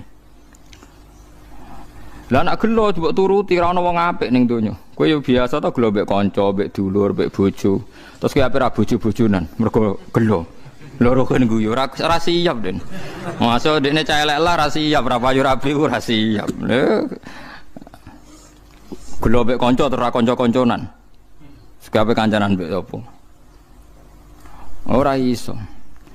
Mulane Nabi Musa nate tanglet nang pangeran. Kula nate maos niki teng Ihya teng kitab Khilyatul Auliya beberapa kitab. Nabi Musa itu sanggeng mangkel mbek Bani Israil. Nggih kebijakan opo wae kok diklirokno, mangkel den. Mangkel terus ya Allah kula niku pun kekasih jenengan. Tapi wong Bani Israil sing iman lho niki sing gosipno sing iman, mboten kok sing tiyang kafir, sing iman, sing wong kafir karuan musuh jelas. Sing iman. Ya Allah, kali ini saya minta satu hal. Supaya cangkeme Bani Israil mboten elek teng kula. Ben kula niku nyaman mbek wong-wong Bani Israil sing iman mbek kula. Jawabe apa sebuti? Ya Musa, hadza syai'un lam astafihi li nafsi, fa kaifa asna'uhu bika. Menedek kowe sasa, aku wae sing pangeran, sing maringi rezeki, sing ngekeki nyawa wae dikomentari ra enak. Apa meneh ke trimo nabi. Jadi pangeran ternyata yo krasa juga. Lucu. Oleh nase. La ya dadi hada syai'un lam astafihi li nafsi, fa kaifa asna'uhu bika. Lha aku sing pangerane dikomentari ora enak. Lha wong aku pangeran ja'alahu lainatan. Nidan maksudnya aku itu dianggap padha mbek Isa, padha mbek makhluk. Ora ayo gelakno aku sing maringi rezeki aku. Tapi aku dianggap duwe napa rivalitas. Akhirnya Nabi Musa menang. Ya wis ora iso. Nah, mulane wong aja nuruti gelo. Kalau nuruti gelo ya gelo. Nuruti gelo ya mbek bojo, mbek kanca, mbek santri nuruti gelo ya gelo. Tapi syariat Allah ora iso mbok kalahno mbek napa? Gelo. Abu Bakar sing sahabat pilihan mawon ketika gelo mbek Miftah padahal gelane serius. Anak dituduh zina itu kan gelane kaya apa. Padahal garwane Nabi wis anak garwane Nabi dituduh zina. Lah kowe trimo kiai dituduh mangan ndek masjid kok gelo biasa. Selain yo kemungkinan bener. Biasa. Apa meneh ana kemungkinan apa? Bener, malah kudu meneng. Wong sing karuan salah wae kon ikhlas. Dadi tuduhan karuan salah wae kita kon ikhlas. Wong sing kemungkinan bener. Wis meneng ae, paham gitu. Dadi mulane ciri utama wong apik wal kadiminal ghaidha ngempet apa emosi. Mulane ausini ya Rasulullah kula jenengan kandhani jare Nabi la takhtub jumring-muringan jeng ya. Balik tambah ya Rasulullah la takhtub sampai farad dadamiron faqala la takhtub. Sowan bolak-balik nasihate muk sitokin la takhtub. Aja gampang muring padahal ora duwe dhuwit, utang akeh, bojo ra ikhlas, bojo ra syukur. Ku ape ra ngamuk iku piye? Tapi Nabi ngandani napa? La takhdub, aja muring-muring. Kau nak kira muring-muring, kaya apa kecewane bojo, kaya tetep di bojo. Tapi nak kira muring-muring megat, malah taqabbal wa minna minkum taqabbal. Ya karim. Dieling-eling dadi gelo kecewa niku wis gawanane kumpul manusa. Mulane masyhur hubungane Allah mbek Nabi Musa. Niku yo pinter-pinteran. Hubungane Allah mbek Nabi Ibrahim yo pinter-pinteran. Mergo logika sing dibangun Allah niku sing bener. Mergo Allah iso mujud. Kula baleni malih tak warai carane dadi wali liwat ilmu. Dadi kekasih pangeran liwat ilmu. Disebut kul falillahil hujjatul baligh. Allah di hujjah sing mesti menangi. Nabi Ibrahim Khalilur Rahman kekasih pangeran, tapi kadang nggih logika iku ya ana salahe. Senajan to sing berhak nyalahno namung Allah Subhanahu wa taala. Suatu saat Nabi Ibrahim diparani malakul maut, malaikat mati. Kowe roh jenenge mati, dijupuk nyawane lho kan jenenge apa? Mati. Sadis to ora? Dijupuk nyawa sadis. Sadis. Ketika malaikat mati sowan Nabi Ibrahim ya Khalilur Rahman, menyebutnya ya Khalilur Rahman, saya ini ditugaskan mengambil nyawa Anda. Kaget Nabi Ibrahim. Wa hal tarol Khalil yakbidu ruha Khalili. Kowe roh ana kekasih kok tega mateni. Nyakiti ora tega, kok iki kekasih kok mateni. Takokno pangeran Mdir. Nabi Ibrahim gak trimo. Wong jare Khalil lak kekasih. Cek tegane jare Khalil kok mateni. Malaikat mati akhirnya rawani. Masuk akal karo malaikat. Dadi dene malaikat matur. Ya Allah, Kata khaliluka Ibrahim, kata kekasih engkau mosok ana khalil yakbidu ruhana wa khalil. Pangeran ra kalah pinter, pangeran kok diwarai. Jawabe pangeran lucu. Takono Ibrahim, wa hal yakunul khalil yakrahu liqa khalili. Ana tah kekasih sing ra siap ketemu sing dikekasih. Akhirnya Nabi Ibrahim dikandani buka-buka. Yo wis saiki lah benang ketemu. Manusa iku Nabi Ibrahim wis Khalilur Rahman lho cek salah. Nak jenenge hubungan mbek Allah Subhanahu wa taala. Jadi hubungan mbek Allah ora kena ditebak. Kadang dendam demi anak dibenerno. Kadang disalahno. Wis macam-macam. Ya kadang dibenerno. Contohnya kayak Rasulullah ngendikan Fatimatu batatum minni faman adzaha faqat adzani. Fatimah bagian sangka aku sing nglarani Fatimah. Larane dibenerno mbek Allah. Ya orang kita tidak pernah tahu. Allah pakai ukuran apa kita tidak pernah tahu. Umpamanya gene ra pangeran. Semalane wong kon istighfar. Istighfar aku kudu min astaghfirullah pokoke ngrasa sing iso nyepuro namung Allah Subhanahu wa taala. Ya'lamu annahu la yaghfiru dzunuba illa anta. Nah, kadang kelirune tiang-tiang nak ngijazahi jumlah istighfar sakmene ping 70 ping 100. Jumlah itu tidak penting. Ning gone hadis-hadis sahih sing dipentingno Allah malah wong iku tahu diri nak sing iso nyepuro namung Allah. Paham nggih? Ora kok jumlah istighfar. Karena kita pakai logika apa saja itu salah.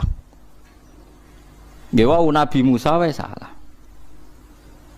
Jadi paham nggih? Terus koyok dendame Abu Bakar ning Mista sebagai seorang bapak itu benar, tapi disalahno pangeran aja ngono. Mosok bapak kowe dendam terus ora sedekah. Mulane wonten ulama riyen nganti ada dua ulama ini cerita teng I'anatul Thalibin. Bapake iku alim, anake alim. Suatu saat neng-nengan terus anake ra dikirimi. Nggih paham ya, anake ora dikirimi. Anake nyurati. Pak neng-nengan iku oleh, tapi menghentikan kiriman ora oleh. Terus ditulis ayat wala ya'tali ulul fadli minkum wasati. Bapake kalah kira jebule ngalim kowe. Tapi tetep tak eneng. Dadi artine kowe tetep tak weseli tapi tetep tanang. Kalah bapaknya. Dadi ngeneng oleh tapi sedekah kudu jalan. Ora oleh sedekah leren. Wong apik kok mbok lereni. Paham, dadi pangeran ora kena ditebak. Mulane Nabi Ibrahim ngono tah kekasih kok mateni kekasih kowe tumuk malaikat malih masuk akal. Bareng matur pangeran jebule, pangeran dilawan. Jawab pangeran, ono tah kekasih tapi ora siap ketemu kekasih. Akhirnya Nabi Ibrahim cari dawuh, yo saiki lah, saiki gak apa-apa mati. Lah kowe iku munamuni kekasih ya pangeran. Lah iki maksudnya nyindir. Kowe disindir ora krasa, anggap cerita wae dadi. Kowe munamuni kekasih ya pangeran tapi nak mati, siap kan? Wah guyu tor gak jelas jawab gak siap. Kenapa ora siap? Wedi neraka ya. Gak cara sampean ditakoki pangeran. Siap mati atau ora? Oke. Ora siap to? Iya, ora siap. Tapi nak takoki siap dadi kekasih Allah? Siap. Saya ngono ora pecundang kuwi. Lah iya siap dadi kekasih Allah? Siap ketemu. Angel. Ngajari wong-wong ini angel. Saya pangeran, pangeran wis ngene. Anu kula seneng nggih, sinau kula seneng. Bukan karena saya ingin diarani alim alamah mboten, guling-gilingan betapa agama ini harus dikawal oleh sekian variasi ilmu. Kula baleni malih. Kula nu sering sowan teng pangeran, sering sumpah, kula sinau kathah Gusti ora kok ben diarani alim mboten. Kula ora usah nang diarani alim ora ana pengaruhe, tetep alim. Tetep alim. Didarani cek ora tetep alim. Tapi masalah ini ku mboten niku nak kadang wong kan kepen darane alim. Nak kula ora ana pengaruhe. Tetep alim, maksudnya ora ana sing darani lah tetep alim. Mergi kula nak ngaku ora ngalim iku malah sombong. Terus ning ngene kitab Ithaf Sarai Ihya. Ana wong kok ngaku ora ngalim padahal dekne alim malah sombong. Mergo Allah iku az-zahir. Allah iku begitu jelas. Hukume Allah bener ya begitu jelas. Nah Allah wis mulang kok kowe muni ra paham, iku sombong. Wong barange jelas kok kowe muni ora paham. Lah paham utawa ngerti jenenge alim, wong sing napa ngerti. Mulane falam ma tabayyana lahu qala a'lamu annallaha ala kulli syai'in qadir. Padahal paling jelas ning donya iku sifate Allah. Mulane koyo ruhin ya alim, mergo ngerti kebenaran. Lho soal rapati tahqiq misalnya rapati soal musing detail-detail koyo faraid, hakul auliya bitasus urutane terus lali. Nunuk-nunuk sithik ora apa-apa iku jenenge kekurangane napa manusa. Dadi kula baleni nggih, ya tanazzalul amru bainahunna li ta'lamu annallaha ala kulli syai'in qadir. Dadi urusan ning donya ku variasi li ta'lamu ben kowe ngerti. Ngerti iku bahasa Arab napa? Alim. Dadi kowe aja sampe sampean takoki pangeran. Kowe ngerti kekuasaanku mboten Gusti. Kowe ngerti rahmatku mboten Gusti. Kowe ngerti kasih sayangku mboten. Neraka kowe. Dek takoki pangeran jawab ngerti. Kowe ngerti rahmat wong ngertos sanget. Wong edan mboten ngertos rahmate jenengan. Kowe ngerti sifat rahimku wong ngertos banget mboten ngerti edan swarga. Ada kowe muni duka wong kula tiyang bodoh mboten ngertos neraka. Lah kalau ada Jawa itu walian sing munamuni ra roh sing sopan. Lha iku aku sing ora melok-melok adat iku paham gitu. Terus niku sing melok-melok. Tapi yo pantes-pantesan ngomong ngono iku pantes-pantesan. Sing ngomong rugen iku wong ndarani sombong. Ya ngono tepak-tepakan dadi. Dadi paham gitu terus kula suwun kula nu sinau kathah niku tujuan kula namung setunggal ben ngerti variasi sifate Allah. Mergo tebak-tebakan kula kan gadah kitab Khilyatul Auliya niku 12 juz. Kitab Khilyatul Auliya saya beli itu gara-gara Imam Ghazali yang terkenal itu. Itu di akhir karangan Ihya. Beliau berfatwa wa 'alaika bil muwadzafah 'ala kitabil Hilyah. Kamu harus sering baca kitab Hilyah. Akhirnya tak golek. Ning Indonesia ono ora, pokoke tak golek akhirnya entuk. Ya menghalalkan segala cara kula termasuk pesan teng Lebanon pokoke entuk kudu entuk. Di Lebanon sing terkenal sing nggon perang kok nggone kitab. Wis dinian entuk kan ya entuk ae. Selain kalau di duit ya panjang kalau orang kepengen sugih, cara kepengen sugih tak investasi duit. Walhasil entuk niku teng mriku ternyata banyak cerita Nabi dialeke mbek pangeran. Jadi cerita wali sampai Nabi macam-macam. Nah, termasuk dialeke Nabi Ibrahim, Nabi Musa, Nabi macam-macam. Biasanya lucu kalau maca dialeke lucu-lucu. Termasuk sing paling kula kudu guyu ngene. Ternyata Nabi Ibrahim nebak pikir napa ya darani pangeran pikiran ora pikir ya ora iso. Soal darani kekasih kok dijupuk nyawane ono ta kekasih njupuk nyawane. Bareng pangeran ditakoki kula yo sempat mikir pas maca. Pangeran iso jawab piye. Maksudnya kan tak anggap masuk akal lho. Apa yang dikatakan Nabi Ibrahim masuk pangeran jawab piye. Jebule jawabe ono ta kekasih sing ra siap ketemu. Kasih. Jadi itu dialek. Banyak dialeknya Nabi Musa. Ya enggak kena ditebak. Tapi itu kita menjadi napa? Tahu. Misalnya ngeten nggih, kula yang haru ya. Saya pernah ditanya, "Gus, apa betul kekalahan perang Uhud itu karena Rasulullah bina sahabatnya punya aturan gitu terus dilanggar sahabatnya?" Nabi kan dawuh para pemanah tidak boleh keluar dari gunung, kalah atau menang. Walhasil para pemanahnya Nabi kan enggak nuruti dawuh Nabi, walhasil akhirnya terus kalah toh nggih. Akhirnya terus napa? Kalah. Dan itu yang masyhur di dunia kiai, di cerita-cerita kita. Nggih, sampean mulai cilik ceritane kan ngoten nggih. Perang Uhud kalah karena para pemanah tidak nuruti perintah Nabi. Kula niku mun dadi kiai wis suwi. Pas kula nak rebuk mulang alumnine bapak teng dalem tiap rebun. Kiai kula ngaji jalalan nggih bolak-balik, khatam nggih bolak-balik, tapi tiap ngaji di pikiran anyar, tangen-tangen. Akhirnya kan ayat itu kan istusiduna wala taluna ala ahadi war rasul yad'ukum fi ukhrakum sak teruse. Suwe-suwe kan walaqad afawwahu anhum terus pangeran nyepuro. Tangen-tangen. Saiki ngene, sahabat-sahabat sing melanggar perintah Nabi salah napa ora? Salah nggih, sepakat nggih, salah nggih. Tapi wong kafir luwih salah. Apa alasane pangeran? Alasane sahabat sing salah kok terus menang wong kafir? Wong kafir luwih salah wong dosane. Dosane kafir, paham ya? Lho lagi, sahabat itu salah mergo melanggar perintah Nabi.